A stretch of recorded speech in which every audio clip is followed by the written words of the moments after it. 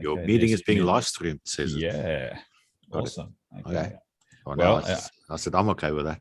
yeah. We'll just have to do it. Yeah. Well, we'll see what happens here. Now, where I was getting. Let's see. Maybe. Okay. So yeah, now, it says on my my app just independently from that. It says, "Oh, you guys are live."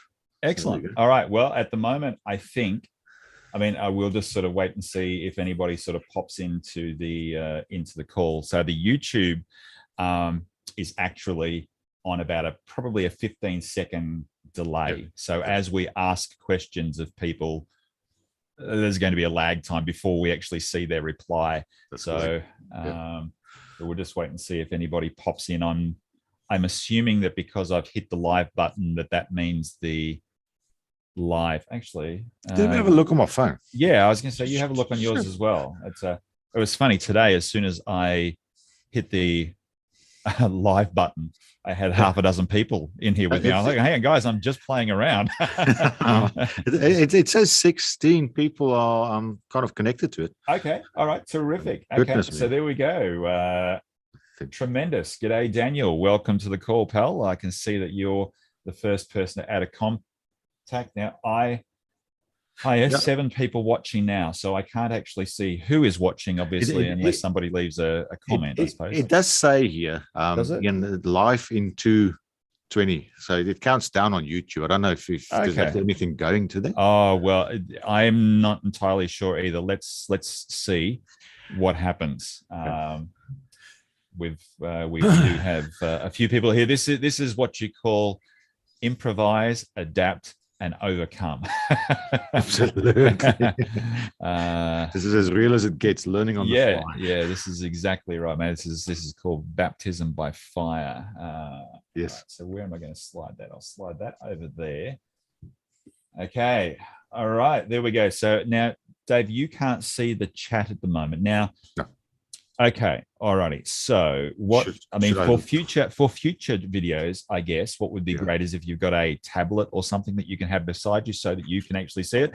Or I might actually become semi-organized and be able to somehow bring that chat into wherever we're talking. So I do have a tablet here, which is not powered, so that's clever. Okay, well, let's have okay, Argent. Let's have a look here. We've got. I'll just read who we've actually got that have said hello, David. We've got Daniel has dropped in. We've got Ata. Actually, I'm sorry, Ata. I'm going to have to speak to you one-on-one one day and figure out how to pronounce your name. We've got Kevin. We've got Argent, Marvin. So we've got, and apparently we have, we've got 11 people watching. So awesome. All righty. So let's have a look here. What have we got? It's coming up just to 7:30 now, and I have no idea if I've now actually got 2 separate live sessions going, because I had the one scheduled and now I've got this one, and I'm actually a bit lost as to do I actually have 2 lives going. So we'll maybe give people. I have a preferential seat because I get the Zoom calls. Yeah, you and I both know we both get the front seat. And Marcus is here. We've also got Crypto Horde. Welcome, Crypto. We've got Super Fun Alex. We've got Obi-Wan. Let the force be with you, Obi-Wan. I've been talking to Obi-Wan today, I think. Oh, have you? Yes. Yeah, well, I've got 3 screens in front of me, and what I've identified is that's not enough to be able to look at everything and all of the different feeds. So, because there are actually a number of messages that have popped into the Facebook group as a result of the post that I put on an hour or so ago. And that will be sort of the crux of what we've got tonight. But anyway, let's swing over to our PowerPoint slide here, and you guys can actually tell me what you can see, if anything. Oh, or maybe you've actually already got that on there. Oh, no, share. There we go. Okay. All right. So there we go. So I'm just going to give this a moment here, and guys, I just need you in the text chat, if you could just tell me at the moment if you're seeing the PowerPoint presentation, which has got the Helium Down Under and RF shop, and also if you can still see David and I off to either side of the the PowerPoint. And the chat is on about a 15 to 20 second delay. So we've just got to wait for one of you now to be able to hear this and type a reply for us. Yes, we can see it. Terrific. Thank you so much, Alex. So we are all good. Awesome. That's good. All right, Dave, are we good to go, pal? I'm ready. I think I am. Because the other videos I do is easy because you can record and then reshoot. This one is live. Oh, yeah. No, this is what you call do it live. Because obviously the purpose of this call tonight, guys, anyway, what you hear is obviously the Helium Down Under and RF Shop AU915 Community Support Call and Q&A session. So most of you are obviously familiar with the Helium Down Under channel, focusing on IoT and helium, everything down here in the AU915 region. And obviously, we've now got David, who has come on board, at least for tonight's call, and hopefully for future videos, Dave will be available as well, because he definitely fills the void of RF knowledge that I like to pretend that I know, but in fact, most of the time I'm clutching at straws. So we've sort of come together. These calls here are, let me have a go through to the next slide here. Let's see if I've actually got the right way. All right, so the objective, why are we actually doing these calls? It's actually to obviously build our own community here. It's our Helium and our IoT network. Otherwise, of course, known as the People's Network. Now, we will be running through a few items through the video very briefly before we get into our Q&A. So we'll be looking at price action. We'll also be looking at helium hotspots across the country. We'll be looking at vendors and suppliers and where we currently stand at the moment. It's been like 2 months since I put a video out. So the video that people, I think, still look to as being the closest point of truth is obviously very outdated. It's not the purpose of tonight's call to go into that in great detail, but I will cover as much as I can so that when this video is looked at tomorrow and through the week, it will obviously have some content on here. But we share this for educational and entertainment purposes only. Whilst David is actually an RF engineer and an expert, which he can tell you all about himself in a few minutes, neither of us are financial advisors or blockchain experts. So everything we say, we give you the very best that we can. But before you make any decisions, if you are looking to spend any funds, whether you're looking to invest in crypto, whether you're looking to buy hotspots, whether you're looking to buy accessories to further build your own network, guys, please make sure that you are not investing funds that you can't afford to lose. We are working in the crypto market here, guys, and right now, as we'll see in a moment, we're going through a bit of a resurgence. I think we've hit a bottom, and I think we're off on our next bull leg up. But as I say, I'm not a financial advisor, so who knows? It could crash to zero tomorrow. So don't invest any money that you can't afford to lose. Let's have a look here. Price action. Here we go. Now, let's, if you look back, basically right now, helium is still in a stage of setting higher highs. And what I think at the moment is that we are setting a higher low. If you think, look at down here, here was our high. There was our low. We'd set a higher high. We set a higher low. We set a higher high. And we are right now setting a higher low. So these lines here, just for anybody that is wondering, this is a weekly chart that I'm looking at. I'm not looking at daily or hourly or 4 hourly. This is a weekly chart just to give you an indication of which way helium is heading right now. These are the moving averages. That is the 10 moving average and the 21 moving average. Now, the only troublesome thing here is that we are having a bit of a negative cross on the 10 over the 21 on the week, which typically isn't a great sign. But if you look back historically, only a couple of months ago, helium did that and then actually shot off to the moon. So right now we are sitting at $30.20 US, $40, just a tad over $40 AUD. And I'm a pretty happy man being a very established helium miner in Australia. So hopefully you are as well. Let's move across to the next slide. Figures snapshot of where we currently stand right now, 10th of February 2022. Now, all the figures here are approximate because, in fact, the one website that is meant to tell me the exact figures is so grossly out that it was embarrassing. So I've just done a bit of a scan around using Hotspotty, guys. This is just a bit of an approximation. Australia right now has got 3,300 hotspots, and I think if we went back to the last video that I recorded, we were somewhere around 500. We were less than 1,000 anyway. So isn't that just amazing growth, Dave? Phenomenal. Just staggering. But poor old Kiwis over there, the New Zealanders. I mean, they are our country cousins across the other side of the ditch. And I'm really hoping that we start getting some good level of helium love going over there, because right now there's only about 250 hotspots. Globally right now, we're well over 500,000 hotspots, 560,000 plus hotspots, which is a good, I think, 300,000 hotspots more than what it was the last time that I did a video, which shows two things: how long it has been since I did a video, and number two, how fast the network is growing. But it also almost puts Australia in perspective that we still have a lot of work to do here. Oh, mate, absolutely. Have a look at this map here. I mean, you look at the US, you look at Europe. Now we can look at the Explorer map shortly, but I mean, tonight's presentation, guys, is not focused on PowerPoint. This is just my way of actually being able to keep somewhat structured in the first 10 minutes. But the Australia map, look at it. I mean, now, obviously, as we all know as Aussies, there's not a whole lot going on in the centre. I'm sorry, Alice Springs. You're a wonderful place to visit, but I don't know if I want to live there. So I don't expect... Is there a hotspot in there? No, I don't think there is, actually. I don't think there is a hotspot there. There's a few scattered around in all sorts of weird and wonderful places of Australia. But largely, obviously, at the moment, we are focused around the capital cities, which is great. We've got our launching pad, and Sydney obviously was the first to go off. Right now, in fact, Sydney is now a victim of its own success. Is that obviously we are seeing scaling come into effect, and we'll probably talk about scaling because I know it was raised in the Facebook group. People did want to ask why are rewards going down, so we'll have a bit of a chat about that, and basically just explain how that works.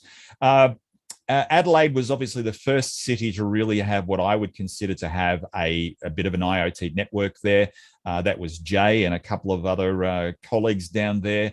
Their network is now down there, I think, around 600 odd hotspots. Melbourne, I think, is sitting around 500, 600 hotspots. Brisbane, I did actually get all these figures out today, but I don't have them in front of me. I think we're sitting at around 700 hotspots for the state, but definitely, and ACT. Okay, I got in trouble the last time I did a video because I mentioned everywhere except ACT. So, John, notice that I've put ACT ahead of Tasmania and Northern Territory. ACT is definitely got a really strong coverage down there. I think you're around 30 odd hotspots and growing strong. Tassie has got a splattering around Hobart, and Darwin has just recently lit up with a bit of a cluster happening around Darwin. So are we building? Yes, we are. Will we be huge? Absolutely. Guys, this is only just the start. Helium has got a long way to go here in Australia. You've mentioned Perth as well? Oh, did I mention? I thank you, David. Otherwise, I'm sure that I'd be getting all sorts of complaints about missing on Perth. So, and I will come back, guys. The chat window is over on my other screen at the moment. David can't see the chat at all because his tablet is flat. So, guys, I will go to the chat shortly, and let's see if there's any comments that people are making relative to what we're talking about here. All right, let's do a bit of a hotspot vendor update, because this is obviously one of the popular questions. As a moderator in the Helium Australia Early Adopters Facebook group, I know that we grow. Typically, we're growing at about between 20 and 50 people a day. It's staggering that the growth is still coming in. And the common question that still comes up from our brand new people coming in is where to get a hotspot. So, guys, this is a really, really short version of basically where to buy from, where we are right now. So hotspot vendors, IoT Store in Western Australia. As far as I'm concerned, are the only avenue that any Australian true blue red-blooded Aussie should purchase from. Now, there is also a supplier in Sydney. However, I don't have the details of that particular company, but I do believe there's a retailer in Sydney that did get a batch of SenseCap in somewhat recently. I'm not entirely sure. If you're in Sydney, you probably know all about it. But as far as I'm concerned right now, IoT Store, Sam over there has done an absolutely spectacular job of building pretty much the whole Helium network on his own, at least providing the stock. Lots of other companies obviously provided lots of promises, but didn't really deliver much. So here's where we stand right now. Obviously, batch 1, 2, 3, they are already out the door. They're already on the map. So there's there's near on. What do we got? That's 1,500. There's 2,000 hotspots just in those batches. Batch 4 of the hotspots started shipping on the 7th of February. So that's only a few days ago. And right now, honestly, people are popping into the Discord channel and the Facebook channel daily, all excited because they've got their hotspots. So guys, for those that have got them, super job, well done. We'll be giving you some basic steps tonight about how to set them up best, and then you'll be able to ask us questions if you need to. Now, are you in batch 4? If you ordered before the 28th of January, then you are in batch 4. And if you have not received shipping notification, then it won't be far away. So guys, just hold true. It's not far away. Batch 5, if you ordered after the 28th of January, all those weeks ago, it's about a week and a half ago, then you are in batch 5. And batch 5, have a look at this, is actually open for orders right now and is due for delivery in, there it is there, in February, end of February of this. So we're talking like a couple of weeks. That's so awesome. Guys, it is like, awesome. Sam, I've spoken to Sam so many times, and I've got to try and get him onto one of our videos, because I would really love the community to be able to thank him for being the only vendor that's really done, as I say, what everybody else promised they were going to do. That doesn't mean other suppliers haven't delivered, because guys, we'll cover the others in a moment. There are a splattering of other hotspots across the country, but definitely as it stands at the moment, SenseCap is king, and they have all bar a handful been delivered by the IoT Store. So well done. If you're watching this video and you have not ordered yet, guys, if you go and do a Google search for the IoT Store, if you were ordering 3 or more hotspots, then you will order through the IoT Store. But as you'll find on their website, Sam has actually got a store that offers slightly different payment options, which is called IQ Flow. IQ Flow is just a sister store of the IoT Store. They actually look almost identical, some slightly different color schemes. It is the same company. Okay, so you can have complete confidence of whether it's IQ Flow or whether it's the IoT Store. Sam is 100% legit, and the Australian map is where it is because of him today. And he was very, very generous right back at the start to actually create a discount code for those people that were in our community. It was primarily focused around the Helium Down Under channel at that point, but now obviously stretches across all of the business socials. So it's on the screen there, HDU team at IoT space. Okay, the really important thing is put a space in there and then put the word store. So it's the whole thing. Whack it in there, and I think you get a 4% discount. Okay, it's you're not going to save yourself hundreds of dollars, but every dollar counts. So there you go. Let's have a look. What are the other options from IoT Store? MileSite UG65 recently have landed in Australia. Much smaller batch sizes. I actually do have one MileSite UG65. It is now my primary hotspot here at my home location, performing superbly well. But guys, I'm going to say, if you are not technically minded, maybe lean towards the SenseCap, because the MileSite, whilst they are a great hotspot, do take a bit of technical ability to be able to set up. So if you're not technically minded or don't have a technically minded friend, I would stick with the SenseCap, in my opinion. But there is stock in store right now that you can purchase from Sam, IoT Store. Same discount code applies if you would like to get yourself a 4% discount.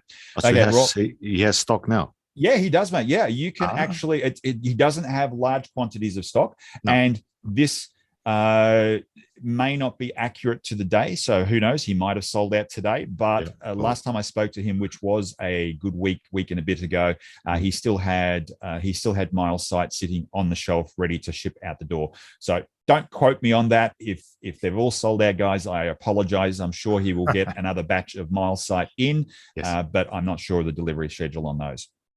Let's roll across. Okay, now we start to get into what I would consider the edge cases. If you do not have a hotspot yet, David, you can talk all about your Heltec in a moment. Yeah, it's working. I'm going to talk about my Heltec here right now that I have in front of me. I don't know if you can see it. Yes, everybody can see it. All right. Guys, it's deaf as a post. Okay. I've tried everything. I've put filters on it. I've put preamps on it. It's still as deaf as a post. So respectfully, mine is working, but I am not sure if it's actually working as good as it could. So I do have this niggling question in the back of my mind, because everybody talks about the issues with that thing. That am I actually getting what I hope to get?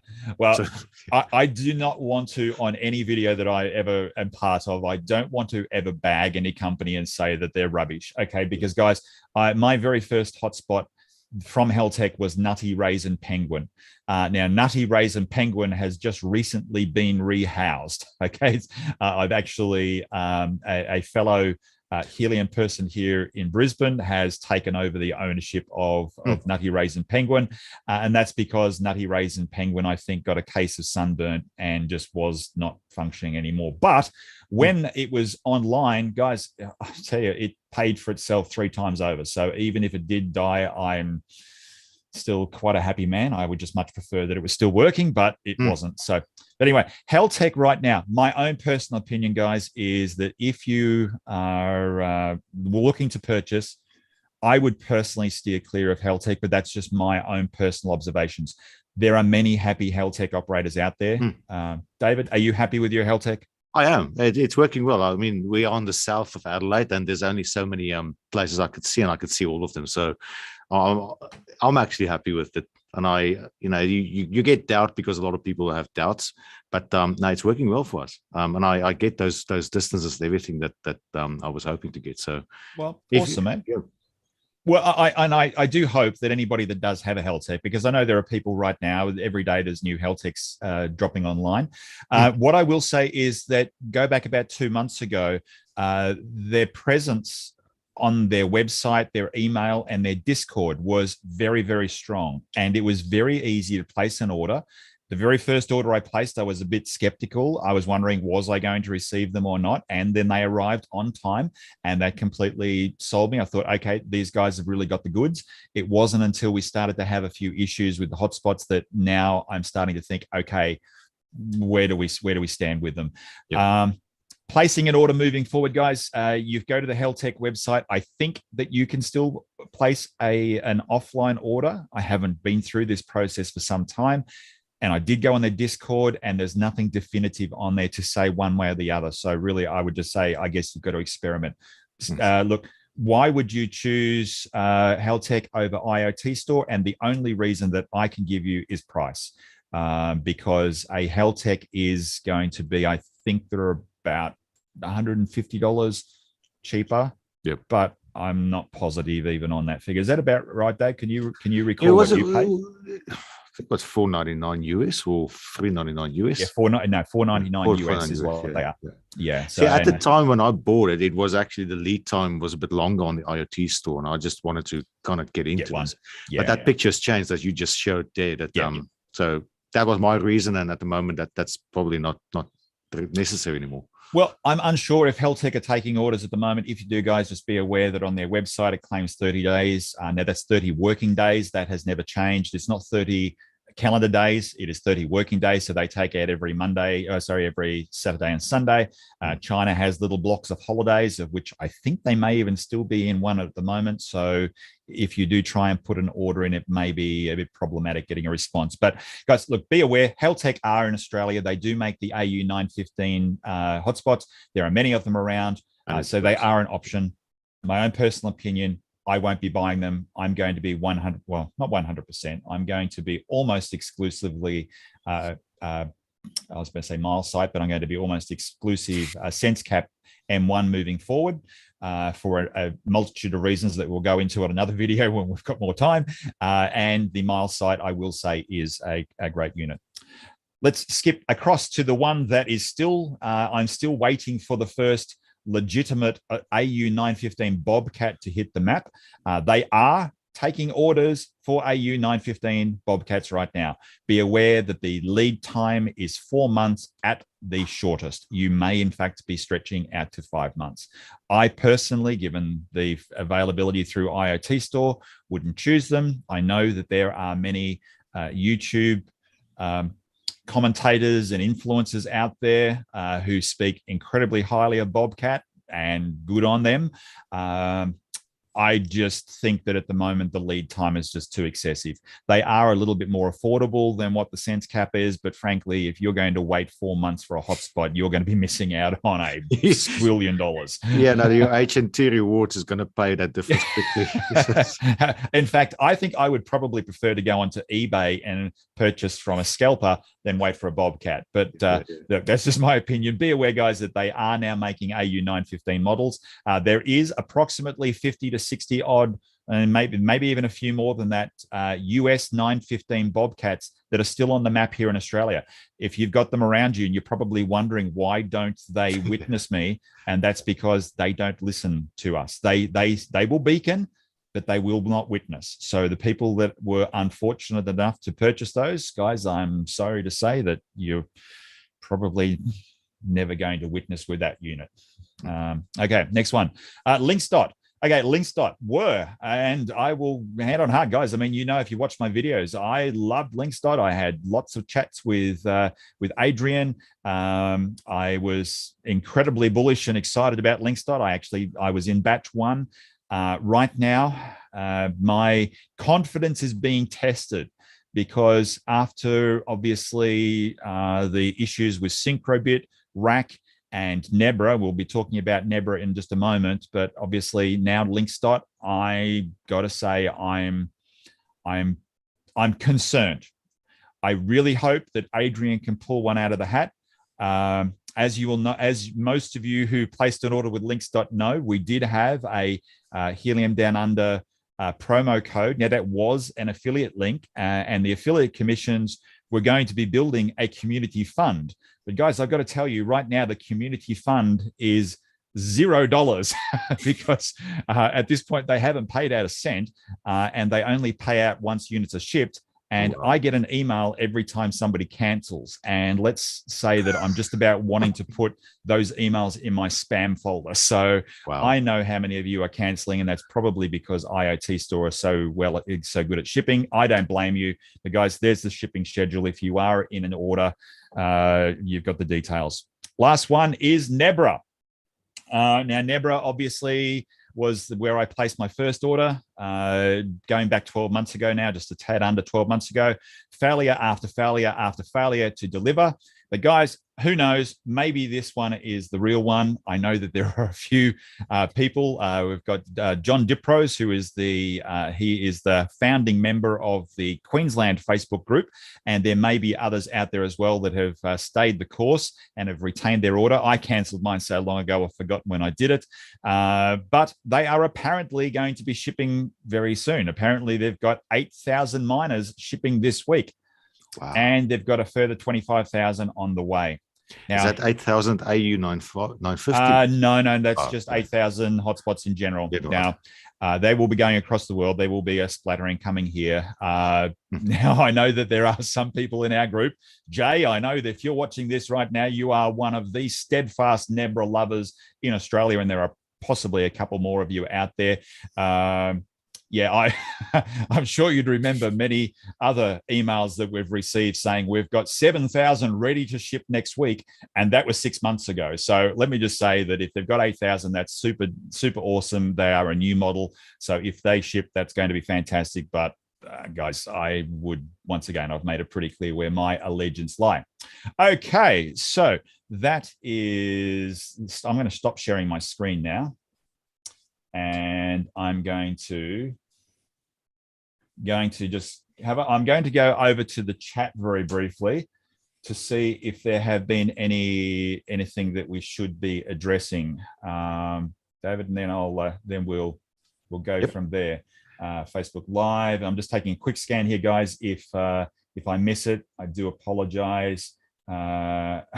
Sorry, Mike Whitten, you were hanging out on another link, so I hope everybody has found their right way into here.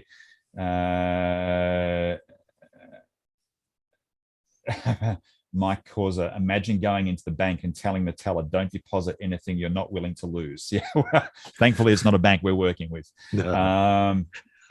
Yes, we are now the 19th most populated country in the world for hotspots. And apparently we have 3,287 hotspots.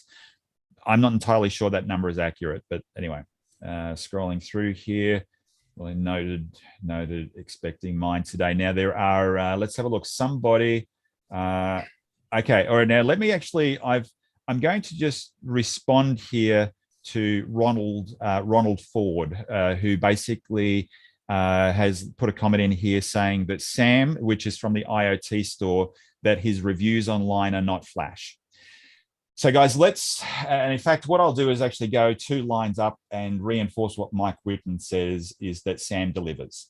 Guys, I'm sure that Sam will probably watch this video at some point. I have had countless conversations with Sam, and every conversation I'm sure he would validate is I tell him to get another telephone number just for Helium that has a Helium specific message. Get an autoresponder that tells people that unfortunately we're not going to be able to get to your emails. Please, if you want to talk to us, come and see us on Discord.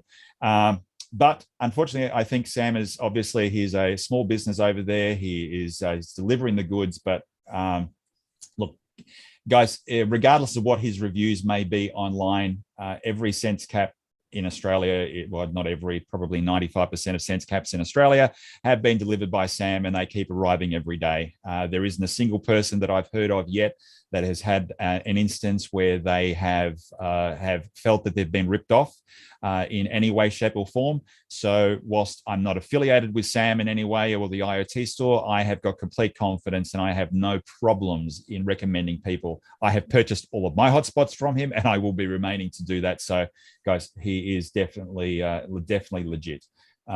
Discord is the only place to speak to him, though. I think if I could just talk from personal experience, this is not about making excuses or anything, but this whole Helium project is certainly taking a few small businesses, us included, by storm. So we are dealing with volume of inquiries in general that 6 months ago I did not think this would happen, and I can only potentially put myself in Sam's shoes. I mean, if you talk about how many thousands he sold, then my little antenna business looks pretty small still. So I can only imagine what he's going through, and it's I think it looks pretty good actually from the outside. Well, look, he is doing a great job, and he will deliver. So just for what it's worth, that the feedback there is that he will definitely he will deliver. And there's lots of people in here that are validating that Sam is very honest, a true blue guy. So I'm sure that you've obviously been seeing the chats anyway. Let's see if there was anything else in here. Okay, all right. So, all right. I think we may as well sort of get into the crux of obviously what tonight's call was, because it wasn't just to be here so you could listen to David and myself dribble on. You wanted to basically get some guidance on your setup, Q&A. Now, whilst I do have a bunch of questions from the Facebook group, let's start with right now. We've got one here from Superflux Alex, who said, I recently purchased a SenseCap M1 and we are using the stock antenna outdoors. Do you think this is the right decision? Now, I could give you what I believe of that, but I'm going to defer this to the RF expert. So Dave, what do you reckon about sticking the stock antenna of the SenseCap outside? There's a long and a short answer. So I think the short answer, if it's just about what do you remember about what I'm about to say, is no, don't do that on the long term. It's not the best idea. The stock antennas will get you going. You could get your initial connections to the other witnesses, but that is in a short distance. So definitely antenna gain and antenna placement is super important. And actually, in conversations I've had online with some like Crystal King as well, is placement and antenna height is probably the biggest thing I can think of that you really want to do. And getting one of those stock antennas up high is not so good. Plus, the gain is not necessarily awesome. I'm not going to criticize any stock antenna, but they're not necessarily the best quality of antenna that you can get. So I would go high, and I would place it better, and I would go for a proper outdoor antenna. I think that's really in essence what I would think. Yeah, I've actually got, obviously, this isn't, I think this is off my rack. No, actually, one as well. Yeah, yeah. I've actually got to say, I almost laughed when I took the Heltec out of the box and I looked at that and I thought, seriously, guys, come on, yeah. And the part of the problem is also the cable. Yes. But that's another topic of this one. Yeah. Well, look, we will cover, because this is going to be the first of many videos. So we'll be able to cover so much more on so many calls, and we'll actually maybe get some structure to these videos and actually do a video on antennas, which Dave has just been doing with Nick Hawk, Gristle King. So if any of you haven't checked out Gristle King on YouTube, guys, I'll make sure that in the YouTube comments that I put his link there. He is definitely the helium champion of the world when it comes to social media. Yeah, so I've got one of the little stock antennas there. And did you say that I don't actually have?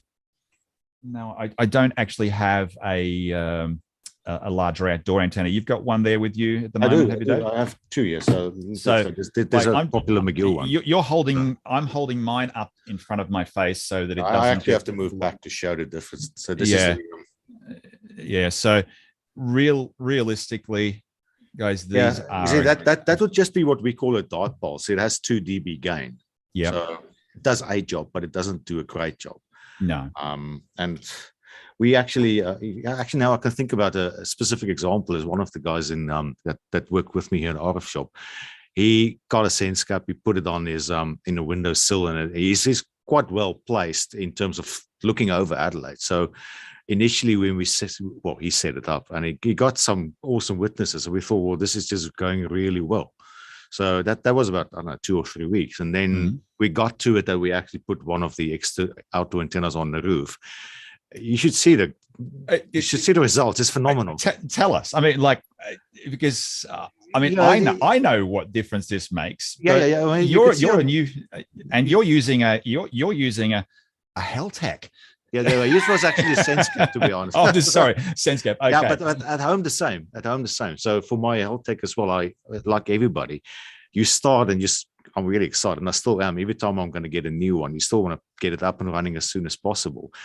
Normally that is with the basic antenna that comes with it, and then you could see the difference. And what I did at home when I put one of RF shop antenna, but yes, I am affiliated with RF shop, obviously, but I'm not here to promote the antenna specifically. No, put that on the roof, and the difference is just phenomenal. That you could see every now and again. You get just few witnesses. Even you get long range, you think, well, I'm fooling myself thinking this is okay. Once you have a proper antenna out there, you keep getting the same amount of witnesses, not every time, but it's just the amount and the how often you see them. And then if you look at the flip side as well, how often you are witnessing others, it's incredible with a good antenna. Yeah. So, I mean, these are really, I mean, it's a bit of a shame that Helium has sort of been promoted in the way that it was back in the start. It's sort of like promoted, like, I mean, even the app, when we've obviously anybody with a hotspot, you've been through the process, and it says, put me at a window and give me a great view. Well, yeah, okay. I suppose if you're in the middle of New York or any of these other places where you've got literally hundreds of hotspots within walking distance, then maybe it might be viable. But here in Australia, guys, I mean, seriously, I mean, that thing there, I mean. Well, I think the other important thing to remember, and this is from my perspective, super important, is we're building an IoT network. We're not, it's a lot of people are in it to earn rewards, but you're building an IoT network, and you don't build a network using that thing. You build a network putting something outside on the roof that really does a good job, that eventually when people start to use sensors and stuff, you can actually connect to that device, because the sensors are gonna have pretty ordinary. I mean, there's a sensor. It's gonna have a pretty ordinary antenna. So you're trying to, or this thing is trying to connect to your hotspot. And if you are hiding your little antenna that you have on your hotspot inside, and this thing is trying to communicate within that hex area, it's going to struggle. Put something on the roof, this thing is going to see it, and then that's going to get the network working to where it really is going to be meant to be eventually. Now I'm just reading through the comments, Dave, while you're and there's actually there's another feedback here. Relative to yourself, and this is you're missing out on hundreds of dollars. Get yourself a sense cap from Sam. I am waiting for it. Possible. That's why I pulled my face when you gave those dates on the current batch, because I'm waiting for it. Very good. All right, just having a look through the comments again. Unfortunately, I'm in Albury and not getting any witnesses with my current sense cap. Okay, so let's. How am I going to do this really quickly? Let's just look at something. This is really this call tonight is very, very spontaneous, and I'm still trying to figure out which window is doing what. Okay, let's share the Helium map for a moment. This is the live one, is it? Yes, this is the live map. So let me share the screen here. Share screen, and I want to share that one there. Okay, so Albury, there's Echuca. Albury, I think where's Albury? So I'm a South African migrant. Where's Albury? Well, I am actually originally from Victoria, so I do. Oh, so it's Victoria, okay. Yeah, it's actually, it's a town on the border of Victoria and New South Wales. Gotcha. And guys, look, regardless of where it actually, there's Albury there. Okay, so one of those two hotspots is obviously our person that we're talking with. Guys, look, all I can say is that every large network starts with one hotspot. And there is actually a cluster. Let's just have a look at this right now. And this is not a promise of what's going to happen for you in Albury or anybody else that may be setting themselves up in a more regional area. Let's take a look up in Mackay. I mean, Mackay is not a big place. Mackay is probably about the same size as Albury. Albury-Wodonga, give or take, it's about the same size. Now, Mackay actually has Jay, who I mentioned Jay before, who's got a very, very, very strong network down in Sydney. Has some business partners, got a very strong network building down there, and this is up in the part of the world that he lives in. But Jay originally had 3 hotspots in Mackay, and he was up there on his own for about 3 months. And then people see other hotspots there, and they think, oh my goodness, I've got a friend in Mackay, or I live in Mackay, and I can actually I can add to that network. So right now in Mackay, there's 1, 2, 3, 4, 5, 6, 7, 8, 9, 10, 11, 12, 13, 14. There's 15 hotspots in Mackay right now. It took a few months for it to get to that. And I mean, right now, obviously people aren't making, so I'm just, and I don't really want to pull up any, I don't know if this is Jay's hotspot or not. I can't remember which ones are which. Yeah, look, earnings wise here, this particular hotspot, this is just one hotspot in Mackay at the moment, has earned over 100 US dollars. So it's earned about 3.5 HNT. Now, I think there's actually a couple of other bigger earners up in that area, but even like $100 is actually not too bad. And you think of ROI as probably only about 4 or 5 months. That's assuming that the network doesn't grow, but the likelihood is that it will continue to grow. So for our friend that was in Wodonga or Albury, my friend, I really at this point can only suggest that you stick to it.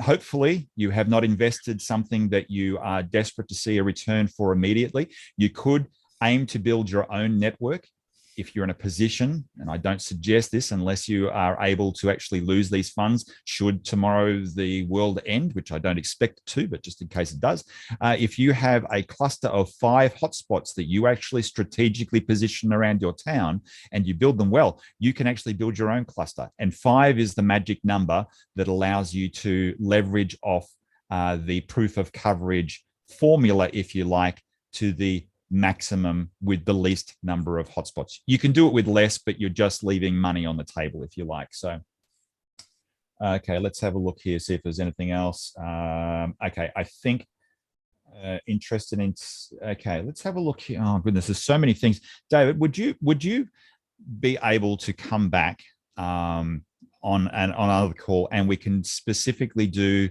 sort of antenna tuning and of course, yeah, SWR and yes. I mean, I could bring machines in as well and then have them here and show them on the physical plot as we go. I think that would just be awesome, because guys, there is there's just so many things that we sort of could touch on tonight, and that's just one of them that would be very interesting, but I don't think it's going to probably be the question that maybe a lot of people need, or one of the big questions.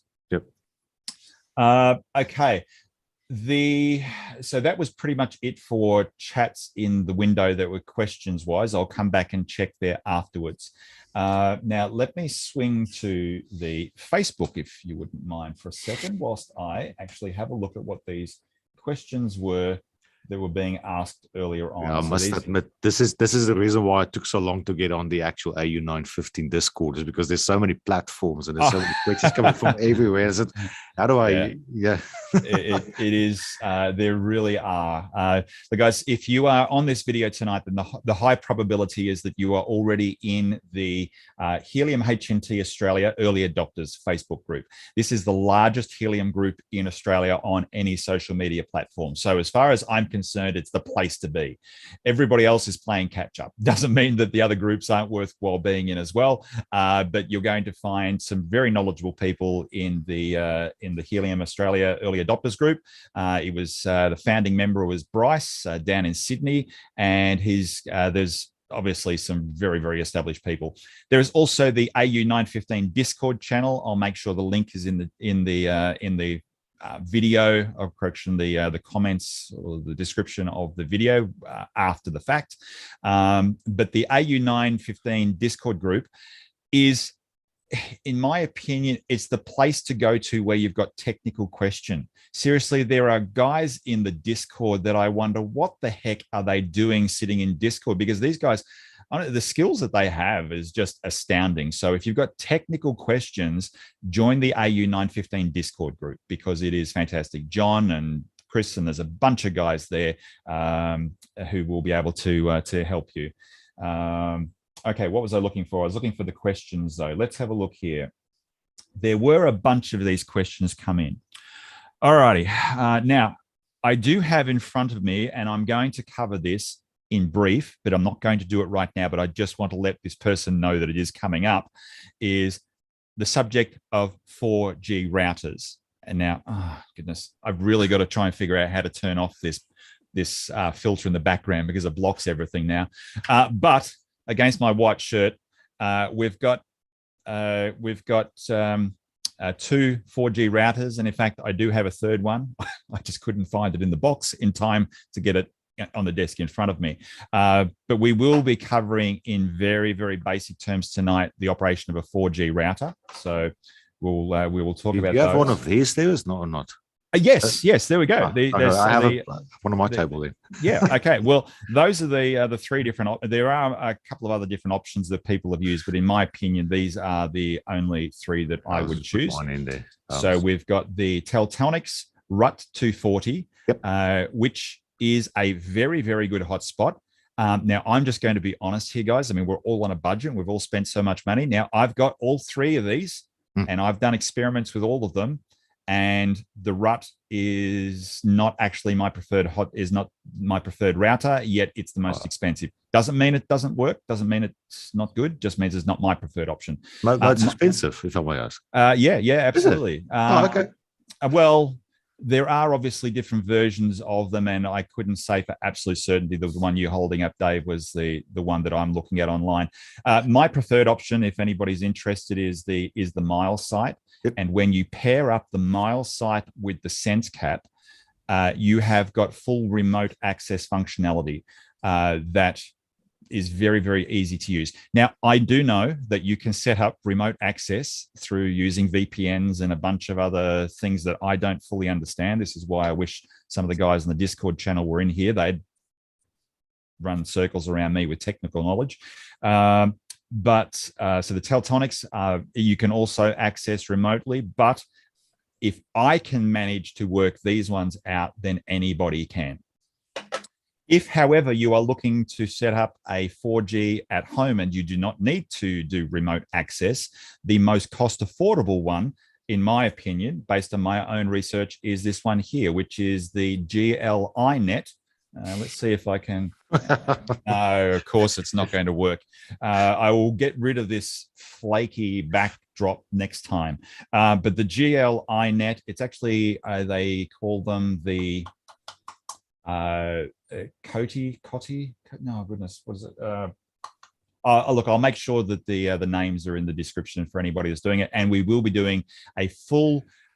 And in fact, I'll be doing this one probably on my own because I've gone through this so many times now, and this would probably be the second most asked question on the Facebook group: is how do I set up a 4G router properly? So I will run you through all three different options, including the Teltonics that I don't have here, or Tectonics that I don't have with me, but that will be in a standalone video. And I know I've been promising it for a long time, but would you also say where you can buy those? Yeah. Oh, actually, all right. Sam IoT store. Yeah, I can't remember which one was that. That's the Miles side. Yeah. Yeah, I'm really glad I wore a white shirt, so it. Yeah, no, I should actually wear a white one next time. Yeah. So the Miles site, that is the UR32L, but in fact, I actually have another one down here. Where is it? Because all of these are going in my. These are all going in my 4G setups. Sorry, my off-grid systems that haven't been constructed yet. This one here is the UR32. This is the UR32L. Okay. So the only difference is that this one actually has Wi-Fi access as well. Now you probably won't need Wi-Fi access. These ones are available. They're both available through the IoT store if you wish to purchase them. Unfortunately, the promo code does not give you a discount. The promo code only works for the hotspots. But anyway, so look, the 4G routers, we will be covering those in a video very soon. So please, guys, the ones that have been waiting like for a month and a half and have listened. I mean, I'm sure people are going to start to be calling me Ian Nebra Moore, the person that always promises to deliver but just never gets across the line. But I will get that video out very soon. If I may ask, now go for it, I'm putting myself in the shoes of actually, I would have typed this if I wasn't on screen. So part of that 4G conversation, I think would be really useful, and for me as well, is that whole port forwarding and talking to whatever network operator and what SIM card, and what do you do? There is, okay, let's give it to you in a 30-second abridged version here. But this really does need to have a bit of a flow chart with it. And it also needs to have something set up front, is that you can, the only SIM card that will give you true off-grid setup, unless you are going to use a VPN. So if you are going to use a VPN, then you can pretty much use any 4G as far as I'm aware. I will say that VPNs are not my strong point. I tried them using, again, up against my white shirt, the little Mango router. Okay. And this one here did work. It worked for about a week, but I set the VPN up monkey see, monkey do I actually didn't know what I was doing. I just followed the steps that were being given to me, and I got it working. A week later, it stopped working, and I had no idea how to fix it. And I realized that VPNs, as simple as some people find them, is just not my forte. So I prefer to go down the 4G path. But so if you are going to go with a true 4G, you must have an ABN number. Okay. So it is, you need to have a Telstra business grade data SIM. Okay. It is the only SIM that I'm aware of in Australia that actually will allow you to do port forwarding, static IP and port forwarding. Now, Optus does have a... that's my Vodafone one.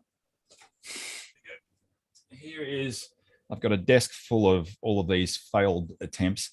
Of course, you can't see that, but that's my SIM card. That was my Optus business SIM card. Yeah. I even went to the trouble. I got a static IP for the SIM card, only to realize that, in fact, I didn't need a static IP for the SIM card. What I needed was the ability to set a static IP in the router. So Optus will not allow you to do port forwarding. You can run a hotspot through Optus business grade SIM, but it will always be in the relayed format. You will not be able to do port forwarding. The only option is Telstra Business, and you must have an ABN in order to get one. And it is quite a convoluted process to go through. So I think it's probably far best for me just to park that one and come back and do a full video where I can actually share screens and make sure everybody's got all of the goss. Yeah, so, that'll be useful. Yeah, it is. I tell you, Dave, it's amazing how many people.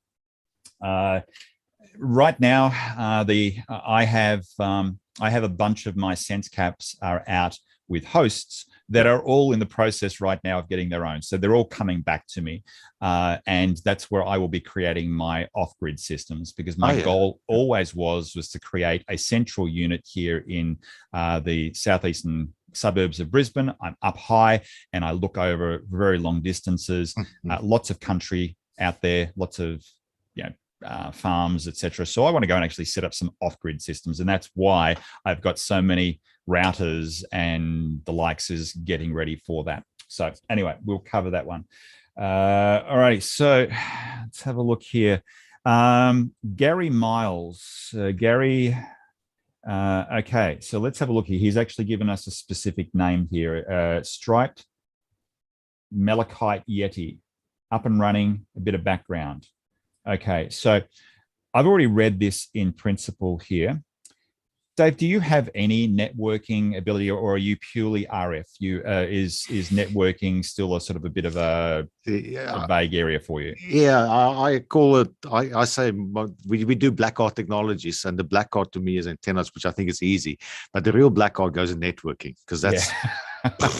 Yeah, true it is. I can work it out, but monkey see, monkey do, and then I just try to play with that. So no, yeah, not my scene. Okay, so what Gary has been talking about here is the sort of modem that he has. Oh, yeah. Now, much the same as what Dave mentioned a moment ago about, you were talking about building the network, and that you wouldn't build a network based on a stock antenna, that you would actually have proper grade antennas and cable, and you would build it all properly.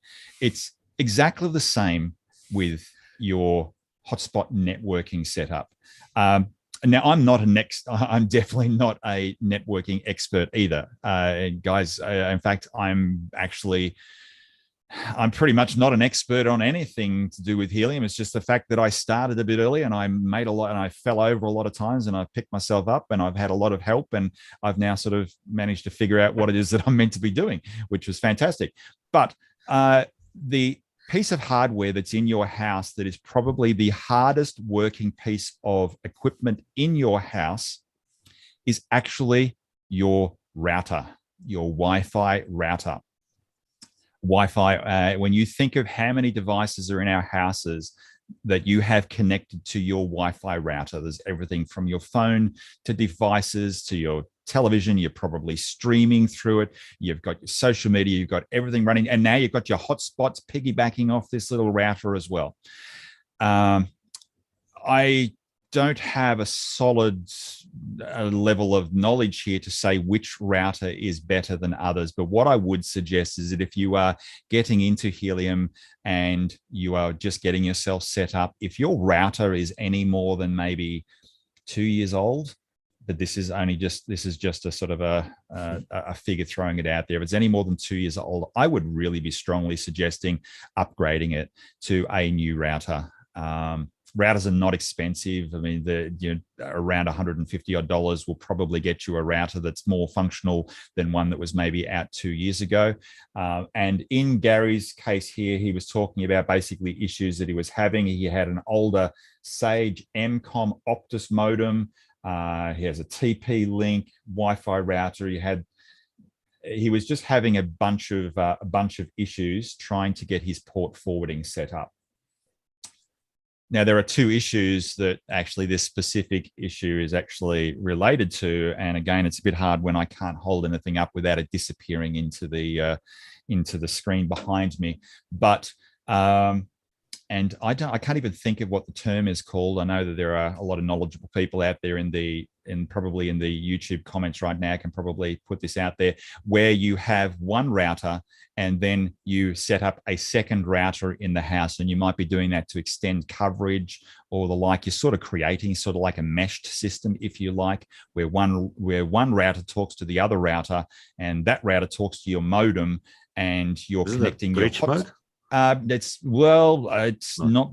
Maybe that's a term that's used. It's neither of us here are networking experts. I just know that if you are running two routers and you are trying to pair your hotspot up with the second router, and you're trying to do port forwarding on the second router, it's now confused because your first router is throwing a spanner in the works. So, guys, if you are going to run a second router in your house for whatever reason, you really need, for the best connection, you need to connect it to your primary router.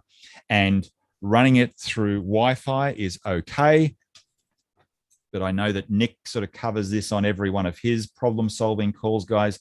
You've got to get your hotspot connected up with Ethernet to really have the best connectivity. When you're running from Wi-Fi, even if it's a brand new router, when you think of it, and Dave, here we go, I've got the RF guy here. How much noise is there out there around us in the RF spectrum? It hurts me to agree 100%. I had that same issue at home with my little health tech, which is going well. Let me keep saying that. But I had it connected to Wi-Fi first, because I'm being an RF guy and we have Wi-Fi products, and I have to live the science that we present. And then when I moved it later on a little bit further away, and I lost the signal, and then I just, after a while, when we got the permanent setup going, I put it on Ethernet. It's actually world different. So now I can definitely confirm it, that unfortunately in this case, Wi-Fi is not the ideal. Okay, so Ethernet. So let's, I guess, and I so wish that I had actually was organized enough that I had a PowerPoint to actually run through step by step here. But if you have got a brand new hotspot, whether it be a Heltec, a SenseCap, a MileSite, actually a MileSite a little bit more complicated, but essentially, what are your steps to actually getting this set up? So, Dave, could you just refresh again, mate, with the importance of getting an external antenna? Is there? Let's start with the RF side, and then I'll come back and I'll piggyback into the network side where we talk about port forwarding, etc. So let's start with the antenna. What would a person do? What sort of cable do they need? What sort of antenna is going to work best in the various applications that we've got around the country? And is there a one-size-fits-all that is suitable? Good. Awesome question, actually, I think. So the most common cable that seems to be used everywhere is LMR or LMR equivalent 400 cable. So that's I have one here. It's basically the cable that has roughly 10 mil diameter. So it's quite a beefy cable, but the cable losses, if you go for 10-meter cable or 5-meter cable, which is 10 meters, probably pretty common if you think practically speaking, it is better to use this kind of cable. And I have to, if I can just openly admit, initially when I got into the whole thing, I was very much thinking with my 4G hat on, and I thought this is overkill. But I switch it around these days, and I actually had that same kind of approach when I talk about other topics on Discord as well. We are the infrastructure. I mean, it was small, but we are building the infrastructure. So you don't really want to skimp at anything. You just want to get the right thing out there.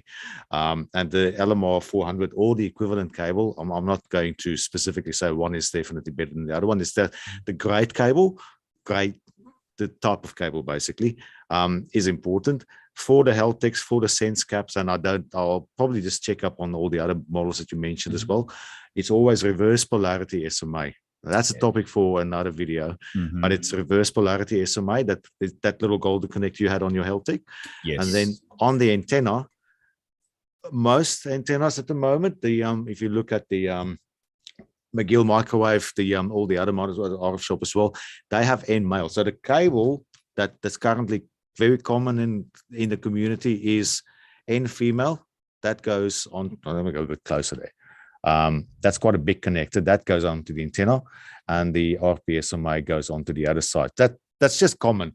If you have a mile site, that's the new one on the block. That's a bit of a surprise factor because it actually is an N type connector. So I've actually had to get an adapter so that I could use my existing setup to actually do it.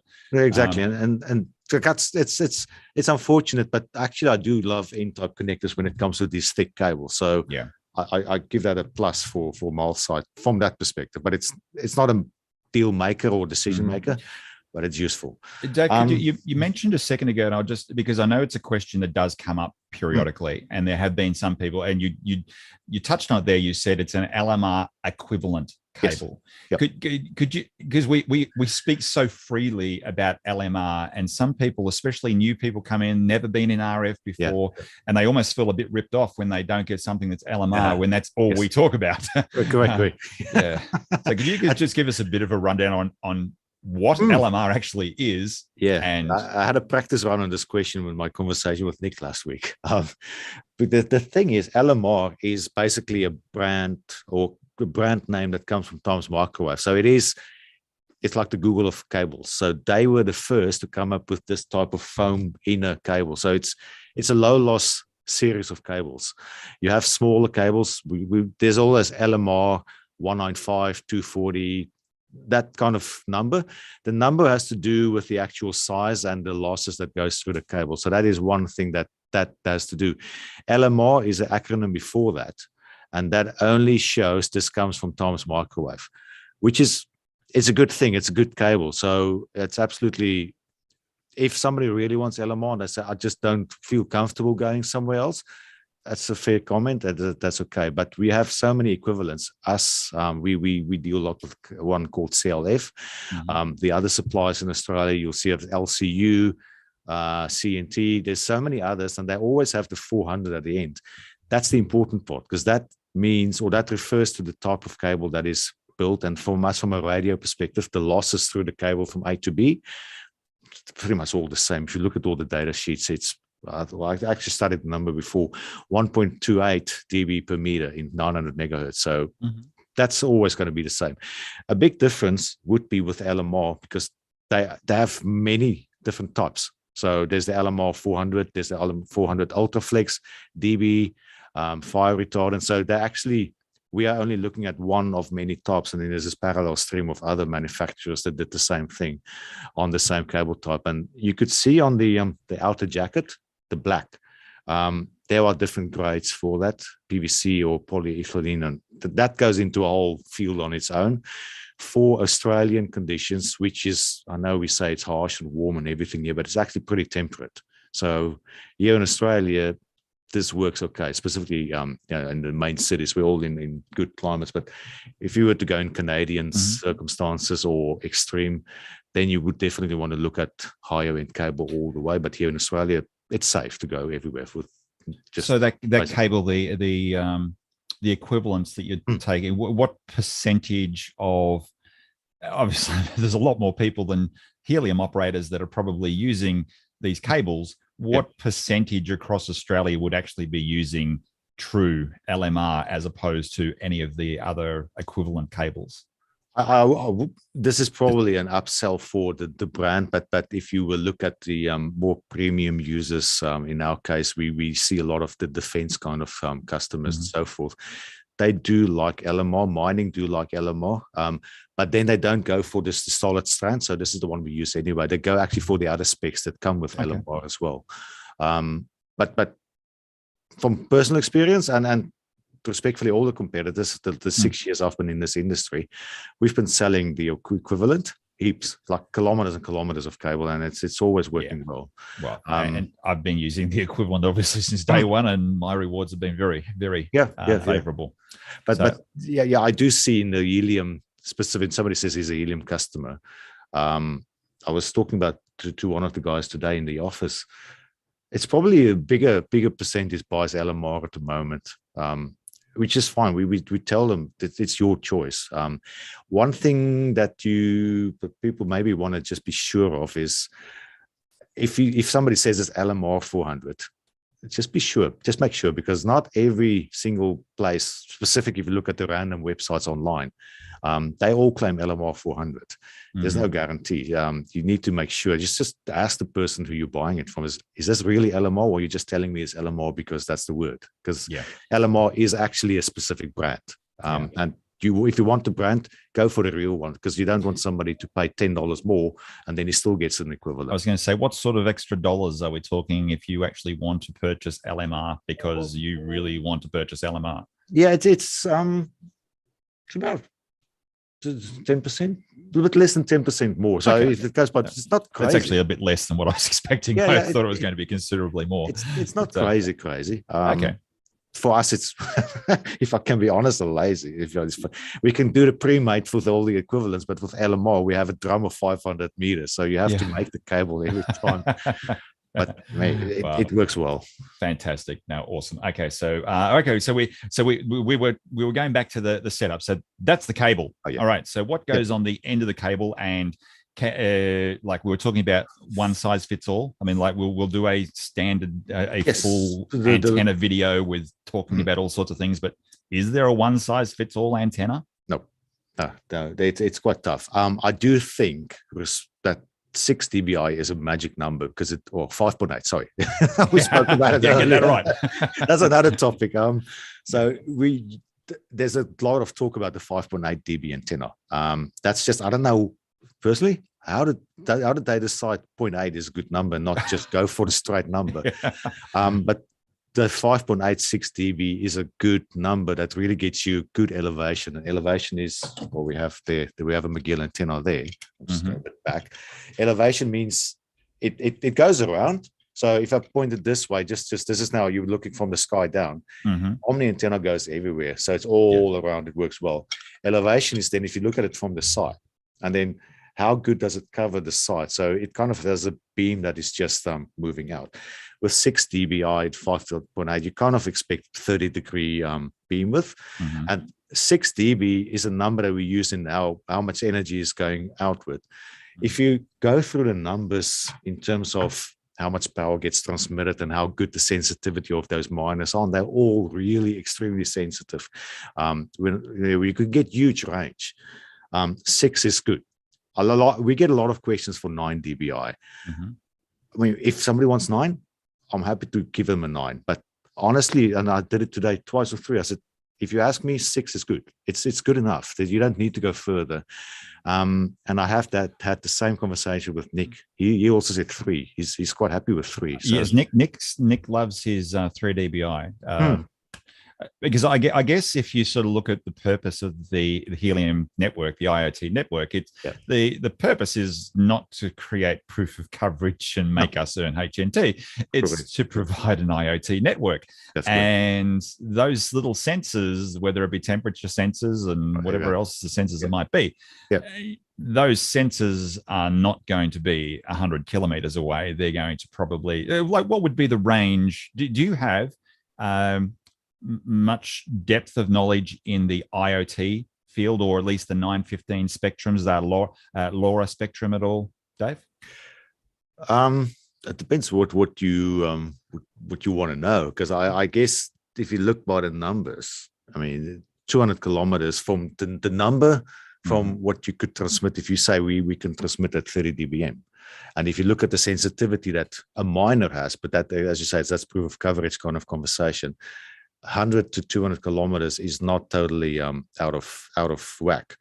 But these things have a much lower sensitivity and much weaker antenna. So you probably, I go by what the hex sizes are, and I'm hoping that the intention is Helium wants all these hexes to be populated, so that's kind of the spectrum of what you need to cover. You had to talk about a few hundred meters, but if you then say 10 kilometers range around you, I think that is probably reasonable. I might be wrong, so I stand corrected, and hopefully on the next video when I come back and I was totally wrong, I'll correct myself. But my gut feel is it's not that far. I mean, for us as Helium users, yes, we want further, but for the LoRaWAN, I think it is kilometers to maybe tens of kilometers. Fantastic. Sorry, mate. I've just lost my screen. I'm trying. Multitasking. I'm absolutely. I wish everybody could see my screen right now. I am a mass of tabs and screens, and I'm trying to find the streaming one to see if there's actually any comments, and just to make sure that we're actually still online. It says live on my screen. Is it? Okay. I just can't figure out where. Oh, there it is over here. I've found it. It was hiding behind another tab. Let's just take a moment, and let's just have a very quick scroll here and see if there is anything else that we can draw from this. I tell you what. So whilst I scroll through the comments, Dave, let's. So if you could you actually? I tell you, let's tell a story if you like, because we never really covered it, because I think I sort of hijacked the start of the call and didn't really give you a chance to tell your story. You did well. I love that section, so that's all good. But mate, I would love to know, because I know how you found Helium, because I actually found your video and I reached out to you. Yes, and I still got to laugh. I mean, without stealing your thunder here, what accent do you have? That's South African, isn't it? It is South African, yes. Yeah. And to be, I'm not a South African native English speaker, so it's definitely my second language. So yeah. What state do you is your business in? South Australia. Yeah, on your website it doesn't say South Australia; it says SA. Well, at least the one that I looked at did on the day. Of course, yeah. Yes. And when I sent you the first email reaching out to you to say, hey, look, I'm over here in Australia. I love your content, by the way. I understand you're in South Africa, but I'm wondering if we can do something. And then I almost fell over when you told me you were in South Australia.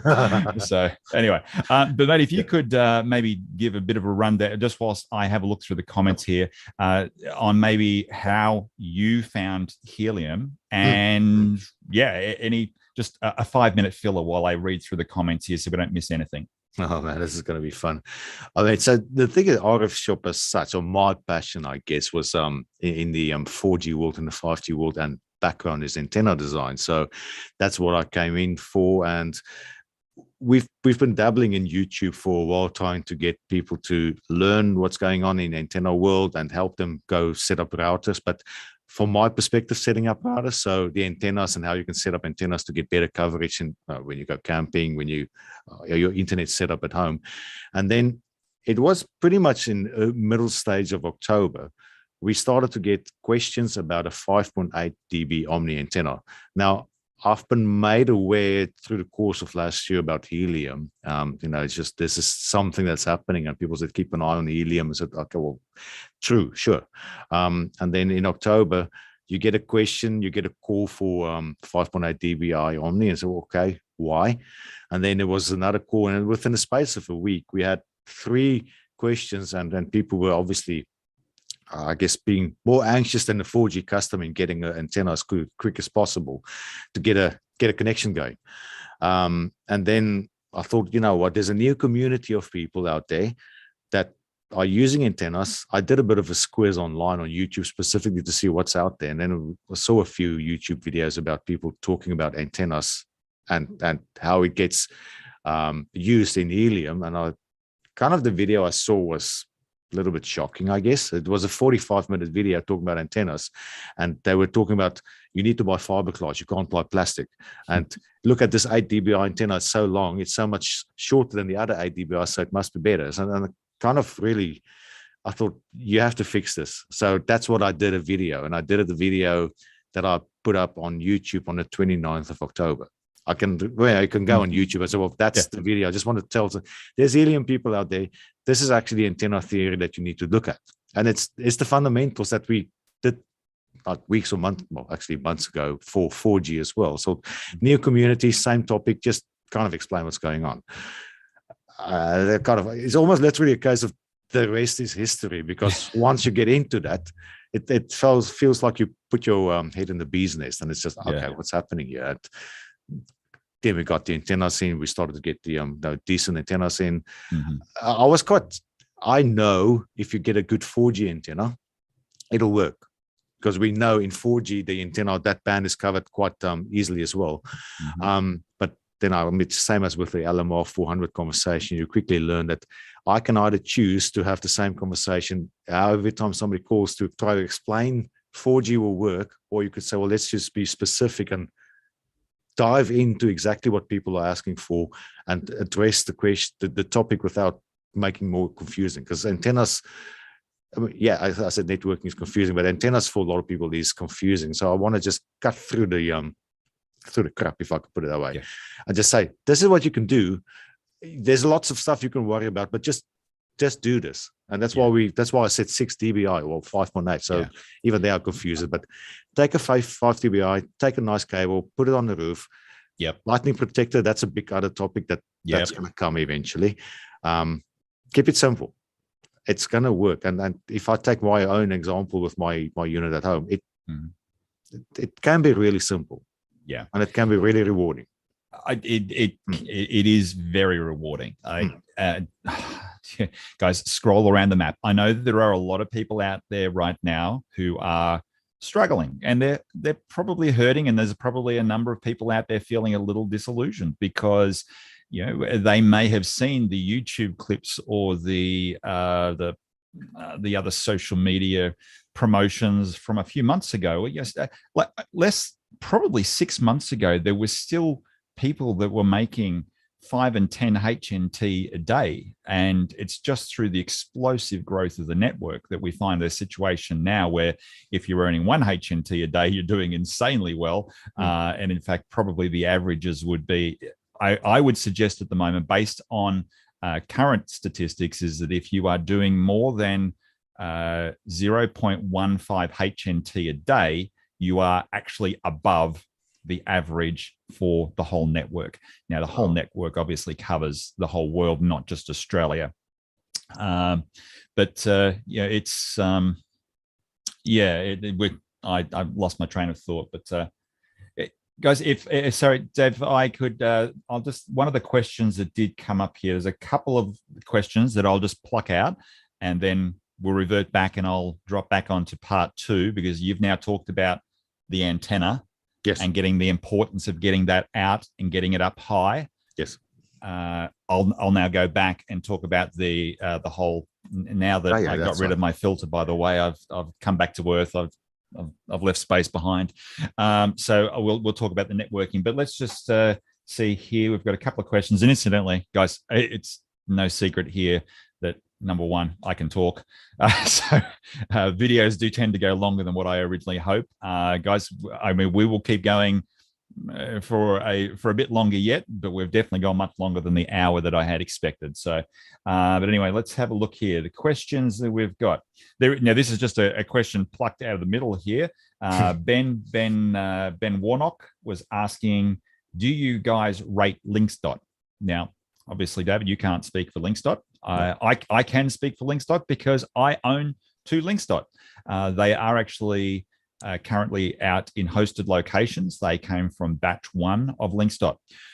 What I can tell, it's all about the extra functionality that you get with a SenseCap is what makes SenseCap the pick for me. But if you are looking for a hotspot to put at home, when you can, and the measure that I'm going to use here is reliability, because it's very difficult to say which hotspot is going to earn more HNT.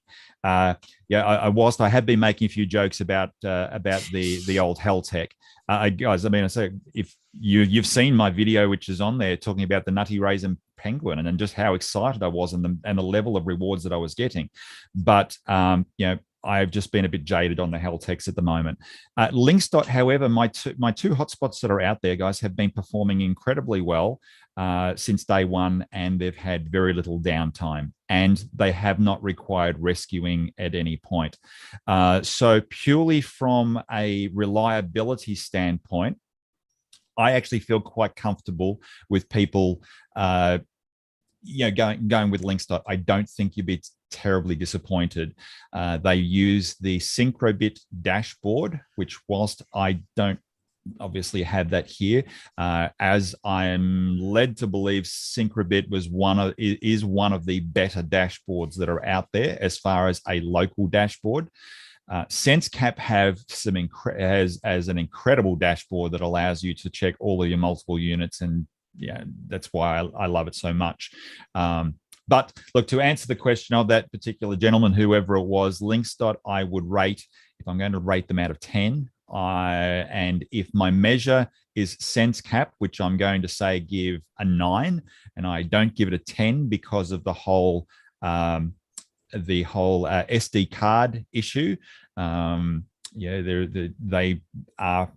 do have the potential of needing to have the SD card replaced, as do racks and a bunch of others. Actually, funny enough, Heltec don't have. I was about to say that's they don't have one. They've got the ECC chip. So yeah, there's a green tick for Heltec. Yes. It's a pity it doesn't hear anything. So yes, Linksdot, I would, if SenseCap is a 9, I would rate the Linksdot as probably a 7 to a 7.5. So it's up there, but it just lacks some of the functionality that I personally look to. But as I say, if it is your only hotspot and it's going to be at home, then SenseCap, Linksdot, besides the fact that it is very, very large. I remember when I opened the box and I thought that I was, it's a pity I don't have one in here with me, but guys, go and look back at one of my earlier videos. You'll see how large it is. So when you compare it to the Heltec or the SenseCap or the rack, I mean, the rack is tiny. I just don't have my rack here with me at the moment.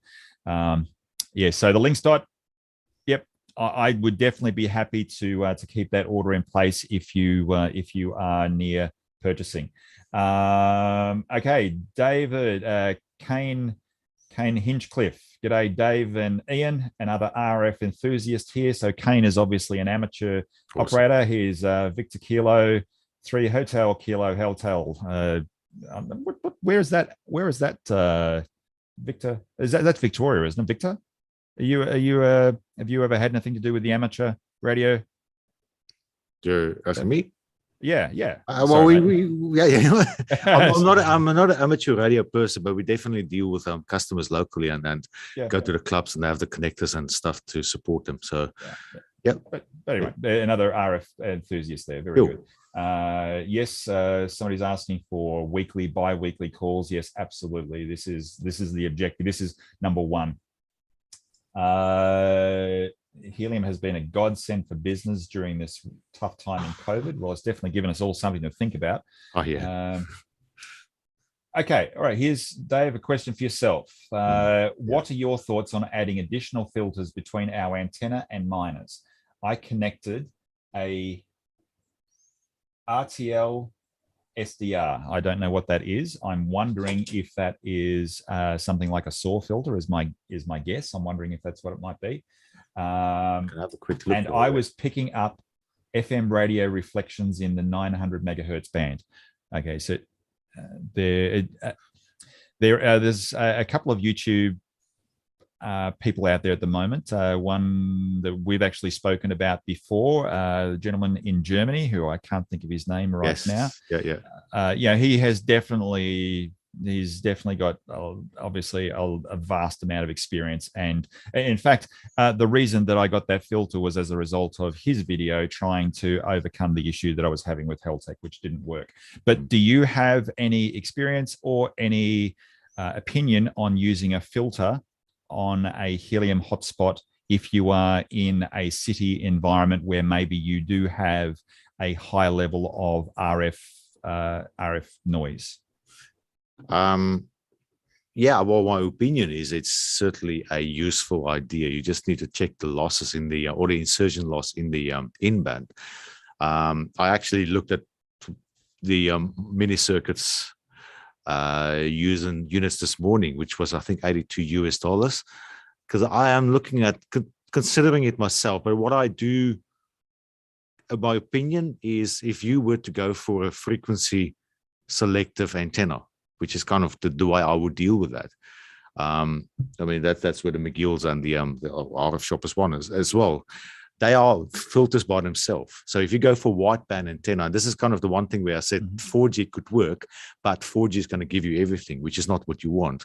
And that's where it's actually awesome to go for a frequency selective or specifically tuned for Australia antenna, because that is your filter. That's your first line of defense. It's working better in Australian 915 band, and it's actually really terrible outside. That's what we want. So I think it's a very simple way to filter it is by first starting with a tuned antenna and then having a filter in line if you're in the city. I don't think it's a bad idea at all, because you don't always know what the designs are of these radios. And I'm not saying anything about any of these miners, but if they rush them through like they are doing, you never know if there is a sensitivity or if there might be some spikes from other transmitters that's just causing trouble. So if you really want to be wise, it's not a bad idea. Yep. Okay. Terrific. Are you familiar with this SAW filter here, David, or this style of SAW filter? Yeah. Well, yes, I guess. Now that was I purchased that off AliExpress. It was the only place that I could actually find them. Is there a better filter for those people that are facing this particular challenge? Which I've got to say, guys, is not everybody. It's not the masses. Whilst watching that particular YouTube channel that we were talking about before, it would seem like everybody has got masses of interference. Remembering that particular person is in Europe, and maybe it's different circumstances here in Australia. So I don't come from a IoT helium perspective when I'm going to say what I'm about to say. And as I said, I went on minicircuits.com this morning because they have high-end kind of electronic components always. So there was one specifically that I just selected the band, and they have a nice little filter that's 902 to 928 megahertz, which is exactly what we want to do. I mean, yes, it's the US band as well. So you do have the 902 to 915, but that's I think that's probably not the biggest issue. So minicircuits.com, it's a public website, and there's a nice one. Mini circuits, I know I did actually go on there looking for, actually I did want to order one of these, I think originally from Mini Circuits, but they only deal in the shipping to Australia. That's true. I wanted this item here, which was going to cost me, I think, about $35 to purchase, and it was going to be $150 shipping. And I even emailed them and said, "Is that correct? I'm just wondering, that shipping seems very excessive." And they said, "No, that's correct." I thought, okay, I'm going to AliExpress. How much was that one? If I'm this one here is about $40 odd. Now I can't recall if that was $40 Australian or $40 American, and I don't know if my camera is. I'm sorry, I can't get sort of close enough. It is actually a 915 frequency. And the delivery times with AliExpress was delivery time was about 3 weeks. But I've purchased some things from AliExpress, and they've arrived within a week and a half, and then other times it's taken 3 months. So, and Collie is the other router. Incidentally, somebody reminded me before, and I actually am waiting for another Collie router at the moment, given that I purchased those through AliExpress, and it's been well over 2 months. Okay. All right, so let's come back. All right, so now let's delve back in, and this has got to be one of the most convoluted Helium calls that I think of that I've ever seen anybody do. But we're starting with like our back to basics, if you like. Dave talked about getting the antenna, getting it outside, getting it up high. Now we'll talk about basically connecting it to your network and what you need to do to get maximum returns. And there are a bunch of fantastic YouTube videos out there. So guys, I would suggest you go and do a troll of Helium, rather of YouTube, if you have not already done that, to get some information. But what I can say is that once you have got your hotspot, as we're mentioning before, connecting via Ethernet is the way to go. If Wi-Fi is the only way, fine, okay. It's sort of like using a stock antenna. I mean, sometimes you've just got to compromise because there is no option. You live in an apartment complex and you can't put an antenna outside, in which case putting a stock antenna in your window may be the best that you can do. If you can run it through. Yeah, sorry, Dave, go for it. No, I'm just thinking, actually, one little thing that I have learned through the 4G world, if you can kind of force it on the 5.8 gig band, but that means you're closer. It's just the latency and the some of those things are better in 5.8 if you are close enough. Yes. So you don't want to be far away. And also with the interference, like you say, in 2.4 gig, there's just many more things that's causing noise. The one thing that I can say, as being a person who has had a hotspot now, so my first rack that I actually received was about 6 to 7 months ago, and since then ended up with a fleet of I think I ended up with like 15 or 16, which included my shipment of Heltex. What I can tell you is that Helium, as simple as it is, will, if you are trying to run multiple units, it will probably give you some sort of nervous energy condition, because you're just constantly what should be really simple is not as simple as probably what it should sound, and they do have issues from time to time. So what you want to do is obviously minimize the avenues for things that could be the reason for your problem. Yes. So when your hotspot is actually working and you've been generating HNT and it's ticking along and you're witnessing and everything's going fantastic, and 3 weeks later, for whatever reason, all of a sudden you flatline, what do? Okay, well, there are so many things that could be wrong. If you have got a $15 antenna that you purchased off eBay or AliExpress, and you're using some cheap coax cable that you've got, and you're running your hotspot off Wi-Fi, and you haven't done a static IP or port forwarding, where do you start? Yeah, it could be the problem. The blockchain could be the issue. Yeah. You can't control that, but what you should try and do is control all those mechanisms that you can. So Ethernet is going to eliminate one of the things that could go wrong. Yep. Good antenna outside will overcome one of the issues that could go wrong. Okay, so now let's come onto the port. So we stick our Ethernet into there, and we've got the other end going into the router. Now this is where it gets very difficult, though, because every router, as I mentioned earlier, is very different. I have set up now probably about 15 different hotspots. And I don't actually, yes, sorry, I was going to say I've never done the same router twice, but I have. I've been fortunate enough that I have had 3 Telstra routers, smart modems, or smart router modems, which I was very familiar, because that's what I have here.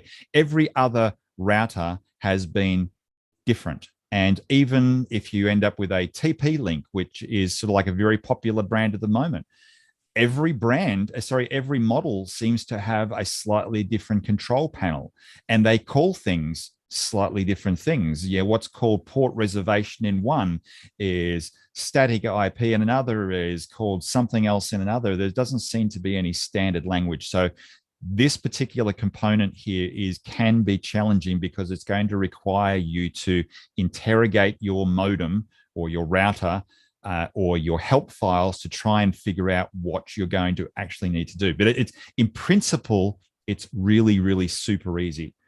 Connect your modem up, plug your Ethernet cable in. First thing you want to do is you want to give your hotspot a static IP inside your router.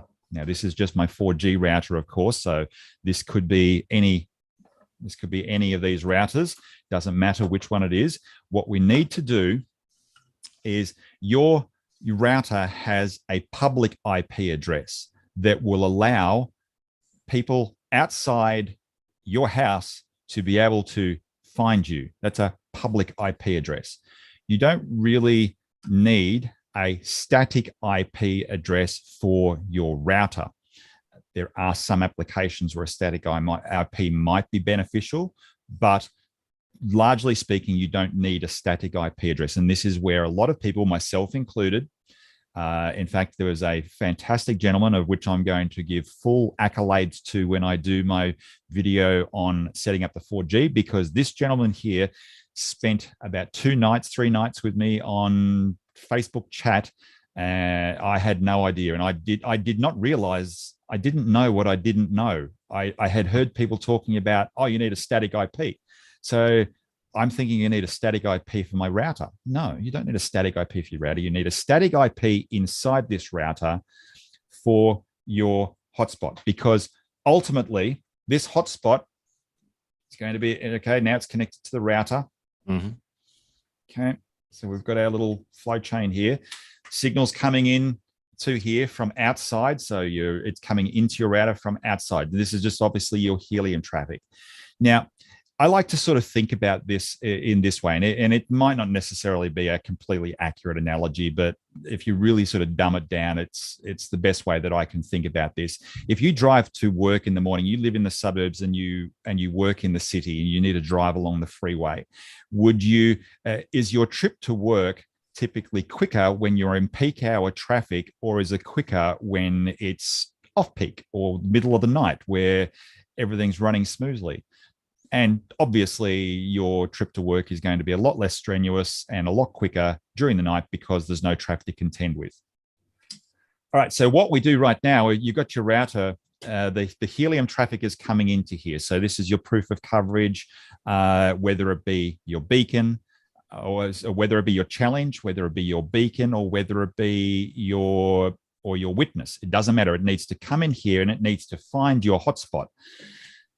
If you don't have a static IP address, every time your router goes off, you will end up with a new IP address for your hotspot, which means it's like it's going to move house every time you turn your power off. Some routers will even cycle on a regular basis, and I don't know which brands they are, and I don't know how often they cycle, but I just know that they do. So even if you don't turn your hotspot, don't turn your router off, in 3 days' time, your IP address for your hotspot may have changed, even though you didn't change it. That's because you've given it a dynamic IP address, which is what your router will automatically give it. The moment I stick it into there, and I stick the other end into the router, and I put the power in, straight away my router's going to say, hey, I've got something connected to me. Oh yeah, check that out. It's a hotspot. Oh, I wonder where it needs to be. I don't know. I'll just give it an IP address.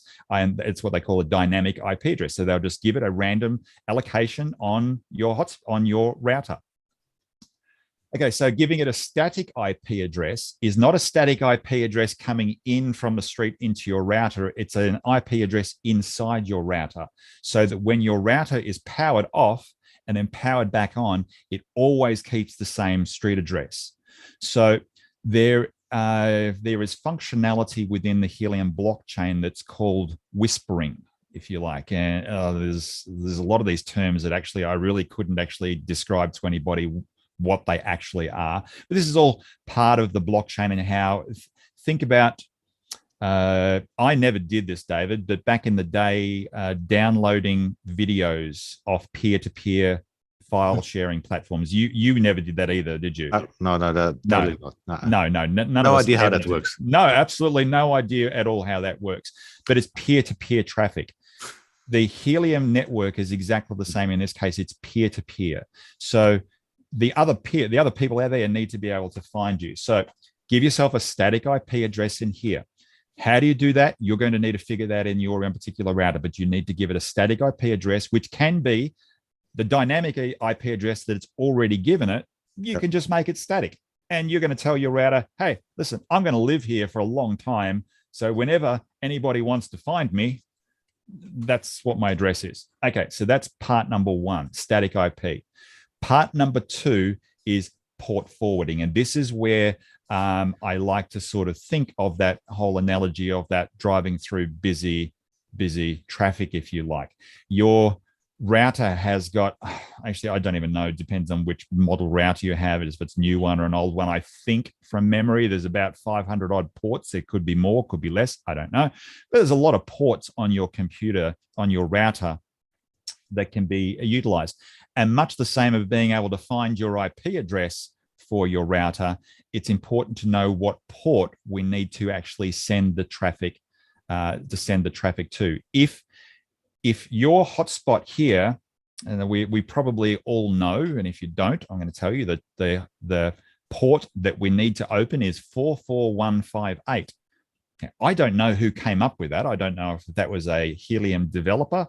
I don't know if that was a tech team, a blockchain expert. I don't know if it was just a random number that somebody pulled out of their rear end one day and we're all doing it. I don't know. But the fact is, it is the number, yes. 44158.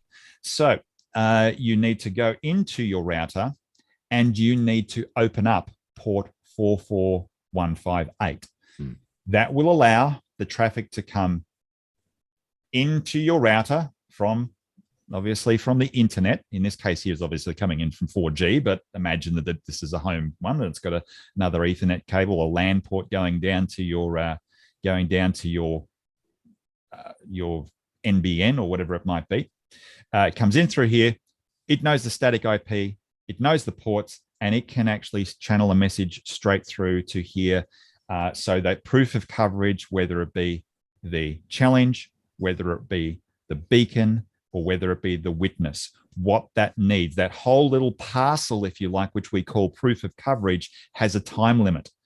And if it gets held up in traffic at any point because it can't find you on the router, because your ports are closed, or because you're using Wi-Fi, all of those things are reasons that the traffic could be delayed, and that proof of coverage that's going to actually generate HNT for you just does not actually happen, and you earn zero.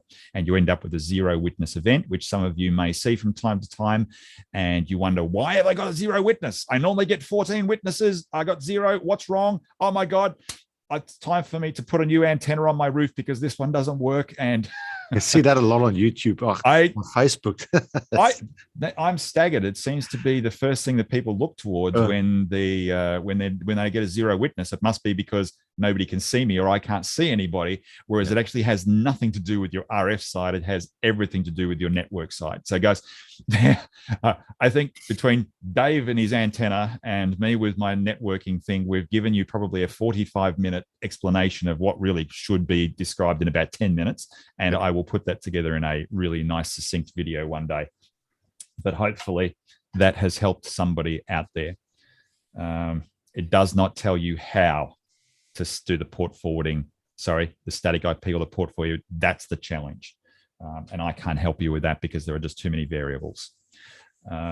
Okay, let's have a look here. See what other questions we've got in our room here. What time is it, by the way? It is, oh my goodness, it is 9:15 for me, so it's getting very late for everybody else. Let's do maybe another couple of questions, and then I think we really should probably wrap it up for tonight. But this, can I rely on you, Dave, that you'll come back and do this again with me again sometime very soon? Yeah. No, sure. There's still so many things that we could discuss about the antennas and cables. I mean, I don't know. I'm going to put in. Is there any question about the window ribbon cable? Well, I don't. Do you have one? You mean one of these ones? Yes. Let me get it out of the paper, out of the wrapper. What do you think of that? Well, I haven't used it. I actually, I tend to, when I see things like this, because I have so many setups, I got some of these just in case it might be my last resort. And that's pretty a good much, word. That's a good word. I mean, this is your last resort. If you can't put a hole in the wall to run your cable through, or you can't leave the window ajar, then you've got to get your antenna outside. I mean, you could You could put your antenna inside, but we've already talked about that. So this is, maybe.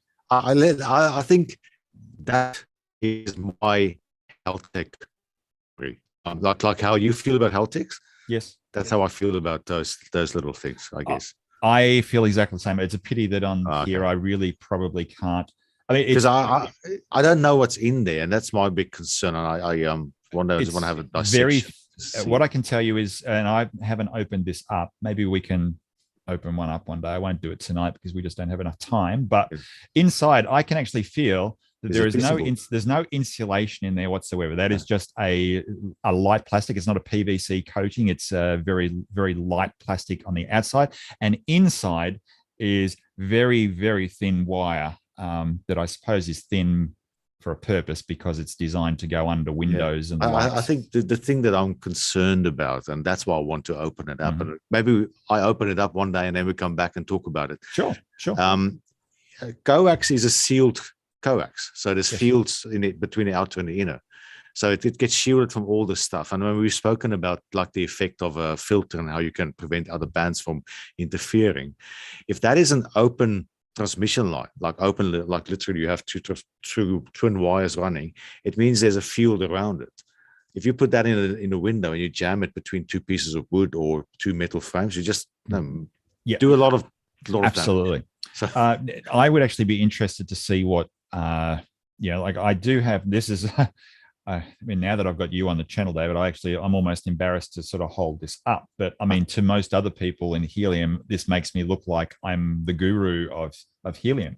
I've got my Vectra, my RF vector analyzer here, which I put the results recently for the comparison, incidentally, and not the purpose of the call here, but comparing the RF Shop 5.8 to the McGill's 6 dBi. And yes, guys, look on Facebook if you'd like to see the results of them. But what I can tell you, and this is not, I actually love McGill's, and I've still got McGill's as my primary antenna. But what I can tell you is that cost-wise, they are more expensive, and my results, which does not imply that you'll get the same results, but my results were almost smack on identical. And that was not done through some flaky assessment where I did all sorts of things. I did a trial that, of course, I really should not have done in the helium world. And that is, I actually had 2 hotspots running side by side for 2 weeks, but it was all for a purpose. And it was to basically identify, is there any difference? Because I wanted to be able to come to market, because I had already done such a job on convincing, or rather informing people, that McGill's was such a great antenna and so well tuned. And they are. And they are, absolutely. But I wanted, for my own peace of mind, to know that the RF Shop was at least as good. So anyway, so at least in my particular case, H&T earnings were so close to identical that it just wasn't funny. And in my SWR reading, they were actually identical, which really surprised me. But then my analyzer is a whole lot less sensitive than what yours is, Dave. Okay, somebody here informed me that there are, I've lost it in the chat. They were telling me how many ports there were on your router. There it is. There's 65,545 ports in total on a router. So that just, think, if you don't know what the address is, if you need to go and find a house in your street and you've got to knock on that many doors to find the right house, how long is that going to take you? Whereas if you know the right address, it's going to make the job really quick. That's a really simplistic term about setting your port. For sure. Okay, we'll drop out of there. Question for you, David. And we're talking about this cable here. Is it any worse than the pigtail between the RPSMA and the U something or other inside my minor case? UFL. So that's the one. That's the one. Yeah. I don't have a correct answer. I'll have to check that, but I would say yes. My gut feel is yes. Okay. All right. I just want to, I'll go back here for a sec. Let me bring up this. I because I talked think- about. Sorry, mate, go for it. Yeah, no, just as while we talk about that short pigtail from the UFL to the whatever it is, if it's a in or a RPSMA, that is everywhere. So it's almost like always there. So I'm not going. The UFL to RPSMA is a necessary evil, almost, I would say. But that one is maybe the cable itself is okay.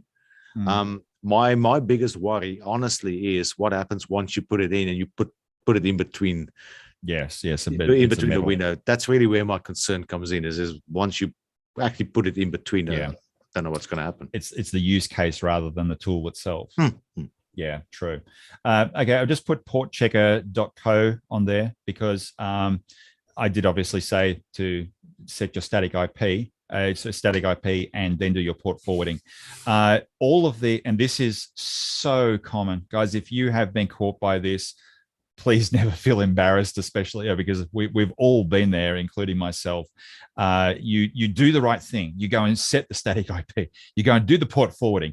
And then what's the first thing you do? You go and look at the Explorer page and it still says, oh my God, it's still relayed. So then you think, oh, I'll go and check Hotspotty.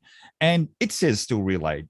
And you go and check the next tool and it says still relayed, because all of these other websites are all leveraging off the API, which is essentially sort of like the back end, if you like, to the blockchain, where the data sort of is transferred backwards and forwards. It's a really simplistic way to describe it.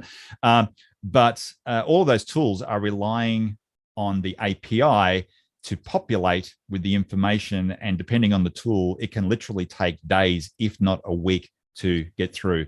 So what I would do after you have set your static IP address and your port forward is go to this website here. It is the godsend of Helium operators, in my opinion, and that is portchecker.co. Now, there's a bunch of them out there and they all do the same thing. It's just to go to a port checker website, and I'm not going to use my current IP, because otherwise you'll all know what my IP address is, and next thing you know, I'll find my miner going offline and goodness knows what. But when you click on that, your IP address will automatically populate, and then all you need to do is type into there 44158, click on check, and if it says closed, then it has not worked. Something has gone wrong. Oh, sorry. Goodness me, I would have had people pulling their hair out. The most important step after you have done static IP port forwarding is reset the router, because until you reset it, those don't actually come into play. Generally, there's some exceptions to that with some routers, but every one that I've used, you must reset the router. Once you've reset the router, magically, this will actually show as open, even though it was showing as closed a moment ago. Now it's actually reset itself. I have had one situation over the last 6 months where this has occurred, where even though I had this all done correctly, and port checker was saying open, everything else was showing closed, and I just kept thinking, okay, everything else will catch up with me, everything else will catch up. And I waited it out for 2 weeks, and I thought there's something wrong here, and I turned my hotspot off and I turned it back on, and lo and behold, straight away it opened up. So there may be some situations where you also need to reboot your hotspot. In fact, there wouldn't be any damage in doing that. So once you've actually done all of the port forwarding, static IP, reboot the hotspot, reboot the router, open it up. Hey, presto, away you go. Okay. Let's see if there's anything else up here that I'm just going to show a couple. This is just more background information for Helium at the moment. And this addresses the question that was raised by somebody in the Facebook group about why have rewards gone down so much. Let's go to network overview. This is the etldy.org. Anybody can use this website. You just need a Google account to be able to access the information. When you actually log in to that website address, this is exactly what you're going to be looking at. So it's not like you have to navigate. Go to network overview. And sometimes this does not populate very well because I think their own network, it's a bit choked sometimes, but it gives you a really great snapshot about where we are right now. Oh, good. It's working. Okay. 2 days ago, it was a really terrible day on the blockchain, and there would have been a lot of people probably thinking, what's wrong with my hotspot? and we all would have started doing the problem solving about, has my port forwarding done? Is my antenna right? Is my cable right?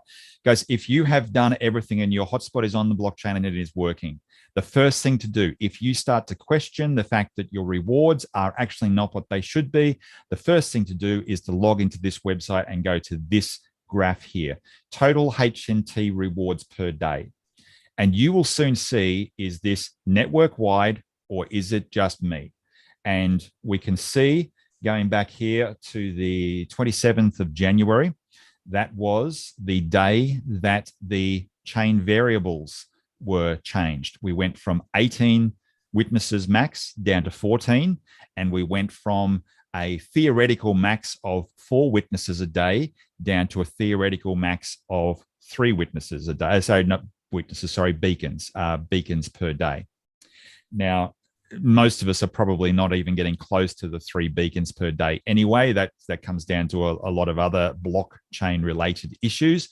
What I can tell you is, providing your ports are open and you've got a good quality internet provider, it has nothing to do with you. It is blockchain related.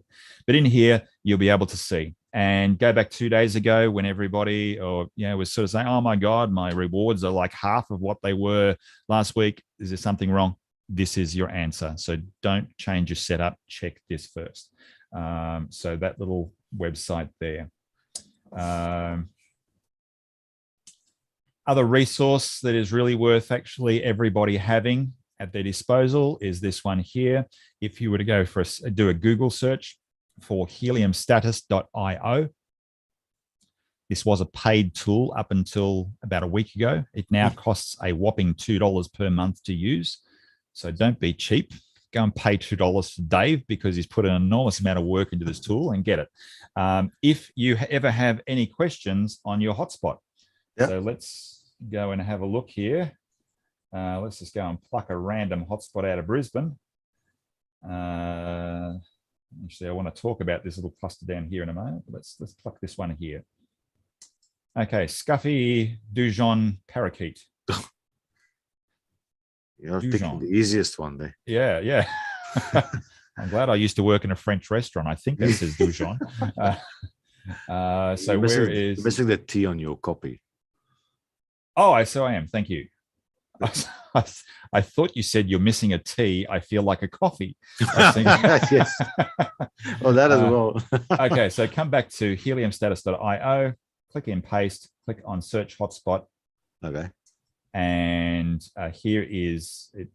We click on here on the name, and it will give a full rundown on the health of this hotspot. Well, as much as you can measure from remotely. Okay.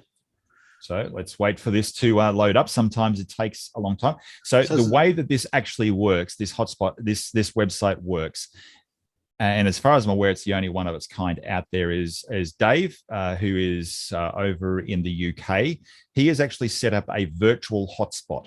And because the only way that you can get a lot of this information is to look at it from the hotspot's perspective. Yeah. And we can't look at it from the hotspot's perspective because we're not a hotspot.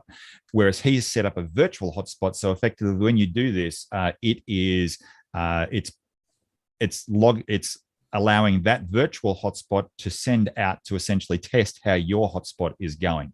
And this is really taking an enormous amount of time here. Okay. All right. Well, the reason that it was taking a long time is because apparently that hotspot is offline. Which, when we look at this, actually shows. Now, I could actually click refresh again, because periodically this one does just take a. Actually, I'll click refresh to see what happens. Just a silly question. When you typed in the actual name or copy and pasted it, was it? Did I see correctly? You have multiple locations with the same name? There are some instances on the blockchain where there are duplicates of names, but largely speaking, they are actually, as you'll see in a moment when it comes back up, they are very close to the name, but they are not exactly the same. They'll have two words the same, but the third one is different. Yeah, I would suggest at the moment that this particular website, I just happened to pick one that was down. So let's scroll right out of that. Let's go to one that I know is up, or at least I hope is up, and that's mine. So the bumpy, fiery Dalmatian. which is my Miles site, which is going very well. I'm very happy with the way the Miles site is working once I've figured out how to use it. You got a good link to the north. How far is that? We'll go back and we'll have a look in a sec, mate. I'll just I'll bring it up into here. Now there is sometimes. Oh, there we go. See, really quick when you. Oh, I see. So if we have a look down here, all these names are very similar. Yes. Periodically, you will find instances where there is exactly the same name used. I thought that was meant to be something that didn't happen, but it does. Okay. So, okay, Bumpy Fiery Dalmatian, click onto that. And now it's going to take the 5 minutes. It'll come up and it'll give us some details. All right, here we go. All right, so on here, it tells me, number one, that it is online. Yep. So it has actually done a live test of my hotspot from the hotspot's perspective. Whereas Helium, the Explorer map, is using the API. So I could go and unplug my hotspot right now, and it would still show as synced and online for about the next 2 days. I wouldn't even know that it was off. Whereas this tool here does a live check. I actually subscribe to this, and I would encourage anybody who has multiple hotspots to actually subscribe to this and get monitored service, which is actually really affordable. It's only a couple of dollars a week, and it will ping your units every hour, and it will send you notifications if your hotspot drops offline. And I've had notifications through my app on my phone. From the Helium app when mine went offline. So that's all going through the API. Oh, it is. So it's not it's delayed. It might be faster than the Explorer map. I'm not entirely sure, but this is the best way that I found. Okay. It tells me my transmit scale. It tells me that I'm not on the denied list, which I'm going to just cover this very briefly as the last thing on this call, and that's the gaming clusters in Sydney and Brisbane that have now been addressed to the best of our ability. So now, as a community, all we can do now is wait for the deny list to be updated. So anyway, I know my hotspot is not on the deny list. It says relayed. No, great. So it's not relayed. Peers. This is where you can have. This gives you a clue. There are not a lot of things in Helium that gives you a clue on the network stability of your network, being your ISP, your router, your Ethernet cable, all of those bits and pieces. But your peer connection count, your peer connection count is what you need to be able to whisper your location out across the blockchain. Because it's not sort of like one big database where everybody has everybody's list. Think back to that whole peer-to-peer file sharing. You would go and link in with a particular hotspot. In my particular case here, I have 13 peers, which is actually quite healthy. Some hotspots you look at, if you log on and you find that you've maybe only got 4 or maybe 5 or maybe even 6 peers, then that probably says that your connectivity is not as perfect as it could be. Trouble is, it doesn't tell you where the issue is. And I really can't I don't have enough knowledge to be able to give any ideas, but all it sort of says is that you may have issues. One of my remote hotspot setups was having issues where they didn't have a very big peer book, and it actually came down to the router that I was using. I replaced the router, and that fixed it. It wasn't an issue with the router. It was just the antenna sort that was specific to that location. Okay, go back to the static. Here we go. Your observed listen IP address and your API reported address. Remembering that the blockchain is largely going to think that you are at this IP address, because that's where they know that that's the address that they know that you live at. Okay. If you hadn't set that static IP address, your router has now changed, and consequently, it can't find you. And that latency that you report, is that that's healthy?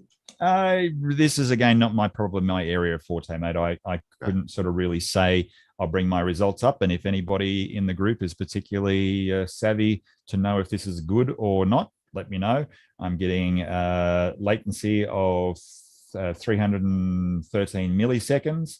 And that's stretching, so from 312 through to 316. I'm not entirely sure if that's good or bad, but maybe we can learn from our community.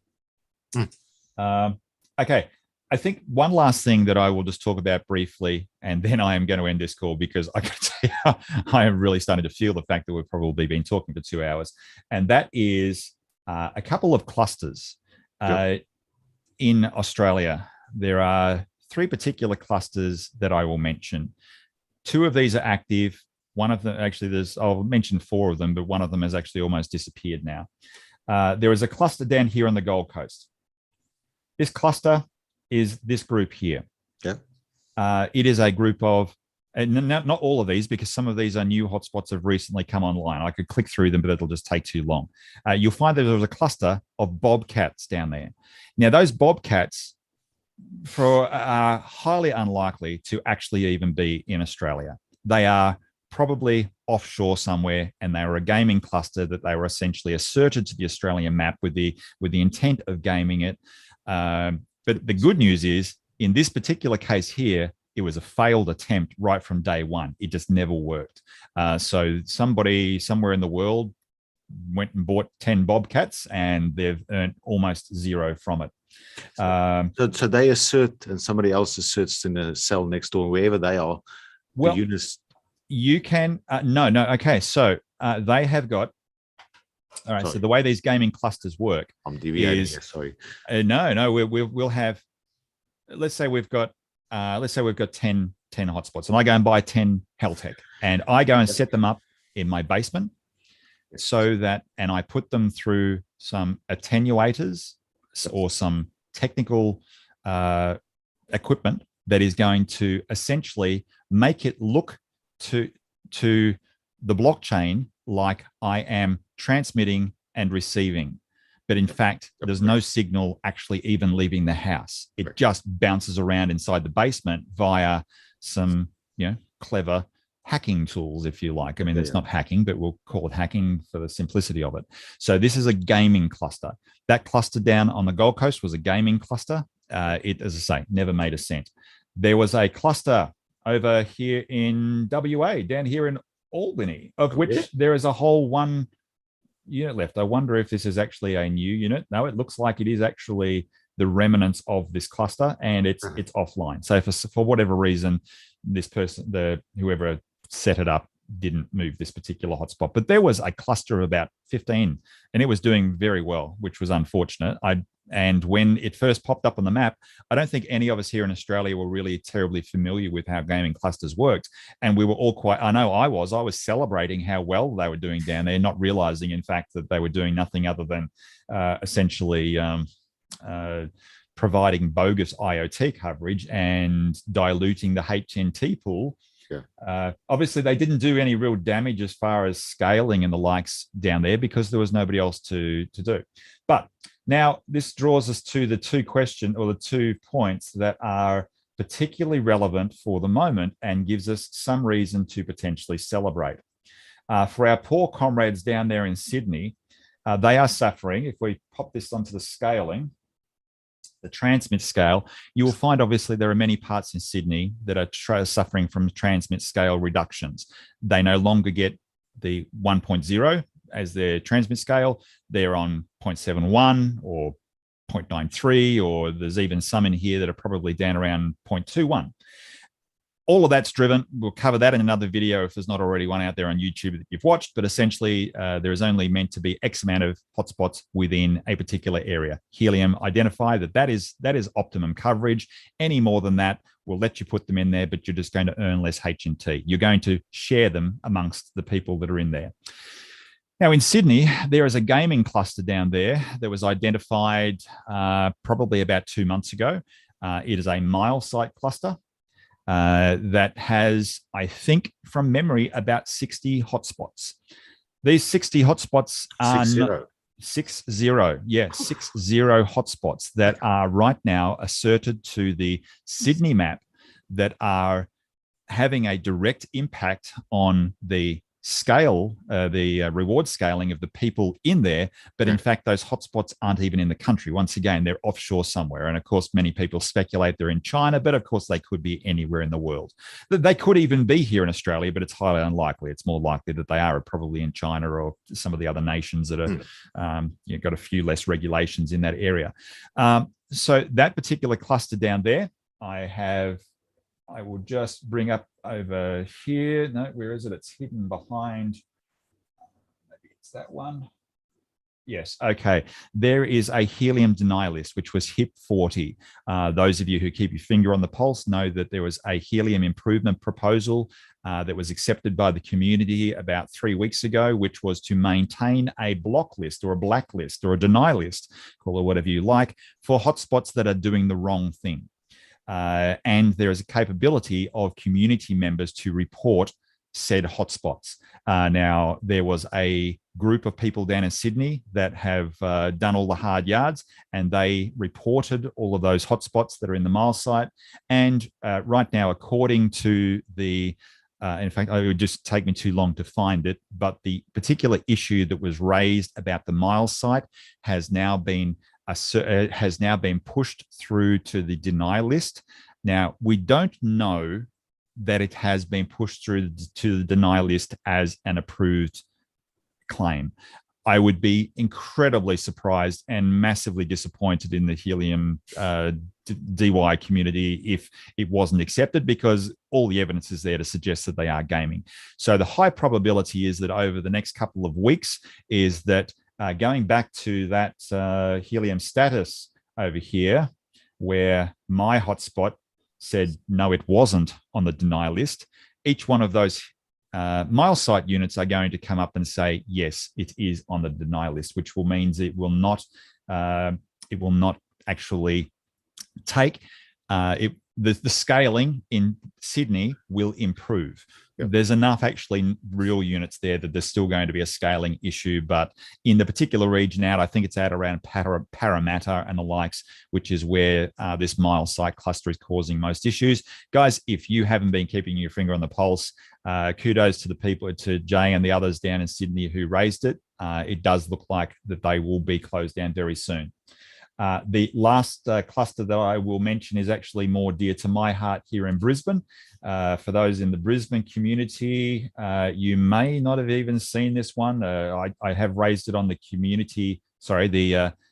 Queensland Facebook community a few times, but I've never bothered raising it in the larger Australian community because it's really relevant to us.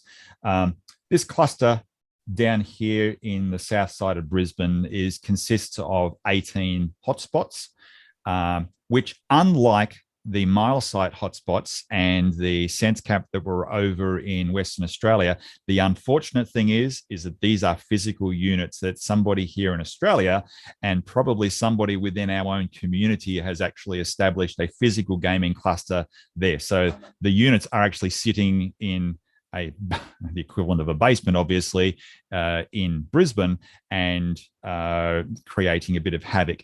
Likewise, that I actually raised that with the DY. We had a strong support from our Queensland community. About 20 members actually added comments in there, and I would suggest, just like the Sydney mile sites, that this cluster will probably be gone within a week to a week and a half. The evidence that we've got through the mechanism, I've lost the plot of what the thing's called, the deny list mechanism anyway. It looks like it's been approved, but we won't know until it's actually officially approved. So I'll be watching those ones, as I'm sure a few other people will as well. So HIP 40 is out. We now do have a way to tackle gamers. It is not a guaranteed way of blocking them, unfortunately. There's a lot of loopholes to jump through for Helium, but it does exist. So anyway, Dave, are there any closing points here that whilst I've been rambling on about gaming units, that maybe you thought was a good way of closing out this particular call? No, I think what I mentioned at the beginning, and to me, of course, getting a good antenna is important. One thing I have a pet peeve at is the low cost, cheapest and nastiest antenna. You might as well just use your stock antenna, and getting it as high as possible. And I had this question a few times, and I think it's just a side comment for me, that cable losses are critical and important, but if you can gain 2 or 3 meters height practically, not going crazy, I think personally it's often more beneficial to go 3 meters higher than to say, I can't have my cable longer than 5 meters. Let's just stick on the veranda. Go high. Your cable can be a bit longer. That's okay. Get it up. That's such a great way to close, just as a rule. I have seen that myself with my setup here at home. I don't know, we probably haven't talked about my own setup here at home, Dave, but I've got a 15-meter telescopic mast fully erected on the top of my roof. So in fact, my 6 dBi McGill's is 20 meters up, and I'm on the top of the hill. So yes, I definitely am not your typical helium setup. But I raised that in increments because it was quite a job to actually get that up. And I can tell you, as I raised, my rewards went up every time I raised it a little bit higher and a little bit higher. Height is king. That's DBI second. Absolutely. And I mean, it goes into theory, and I probably should cover that one day in my own channel as well. But the horizon is a big limiting factor. If you get obstacles in front of you, you have to see over the horizon. The higher you go, the further you can see over the horizon. Sorry, Mike Whitten has just pointed out that your closing comment is "get it up." So, well, there we go. Let's go home. It's just finished. I'm for the day. Yeah, I think that's actually probably a great way to finish, guys. I've just checked the time. I realize that we have now been going for like a 2-hour video. This is by far my longest by a long shot, and we still have. I actually almost was too fearful to look and see. I thought maybe it was just you and I just having a chat to ourselves. But there's still 50 people here in the room listening to us. This is the way I ended. This is terrible. 50 people. So, guys, if I could just ask, obviously, YouTube algorithm, we want to sort of make sure that the channel sort of gets out there. If you're number one, if you could just like this video. If you're not subscribed to the Helium Down Under channel, if you could subscribe to that. Likewise, in the final copy that I put on YouTube, we'll make sure that the RF Shop's YouTube channel is linked. But for the moment, just do a YouTube search for RF Shop, and you'll find Dave, and he has got an abundance of awesome videos that date back pre-helium, obviously, but a lot of this is really, really good stuff, whether it's helium related or not. And I guess just a closing comment. If there's any in a professional way now, if there were any suggestions for videos that I need to cover, because I'm actually going to try to make short videos, like 5-minute stuff. Like not 2 hours. No, I have enough. My menu or list of things to talk about is getting longer. But if there's anything specific that people want to ask and me to just study a bit, because I actually don't just want to talk about stuff that I know. I also want to learn. So I'm quite keen to learn. And I think one topic that I'm quite keen to learn much more about is lightning protection. So it's a critical one. I don't know all the answers, but I know that it's different from what currently is being said out there. So there's lots of small topics that I really want to talk about, always about the antennas down to that connector on the miner. Yeah, fantastic, mate. Well, there will be an abundance. So, guys, definitely Helium Down Under channel will start seeing some more regular videos because I have got so many that I meant to have recorded but just didn't have time. Dave's got heaps of content. We will be back. Make sure you link in with all of our socials, guys. I mean, whilst obviously you can only look at one screen at a time, get out there and mix with your community. We will be having, there's already been some community meet and greets, but you don't find out about these things unless you engage in the social channels. So Facebook, early adopters, it would be my number one. The AU915 Discord would be number two. Actually, I probably should have said Helium Down Under channel as number one, but I'm happy to leave that number three. And of course, the abundance of other Facebook groups that are out there for states and particular regions. They're really good to tap into your local group. Very much so. Yes, I'm impressed with this community. I'm impressed with you, David. Your knowledge has been sorely needed in this community, and I'm so happy to have you on the video with us tonight and in our community. Oh, thanks. I appreciate it. And yeah, it's actually just living a fun project. So it's lots of passion. So thanks. HNT to the moon, baby. Yeah, there we go. Okay, guys. That's it for us for tonight. We'll catch up with you on a YouTube video again very soon. We'll catch you in the socials. YouTube out. Cheers. Thanks, Ian. It's got to find the off button. Gee, that's just I'm just going to close the screen. It's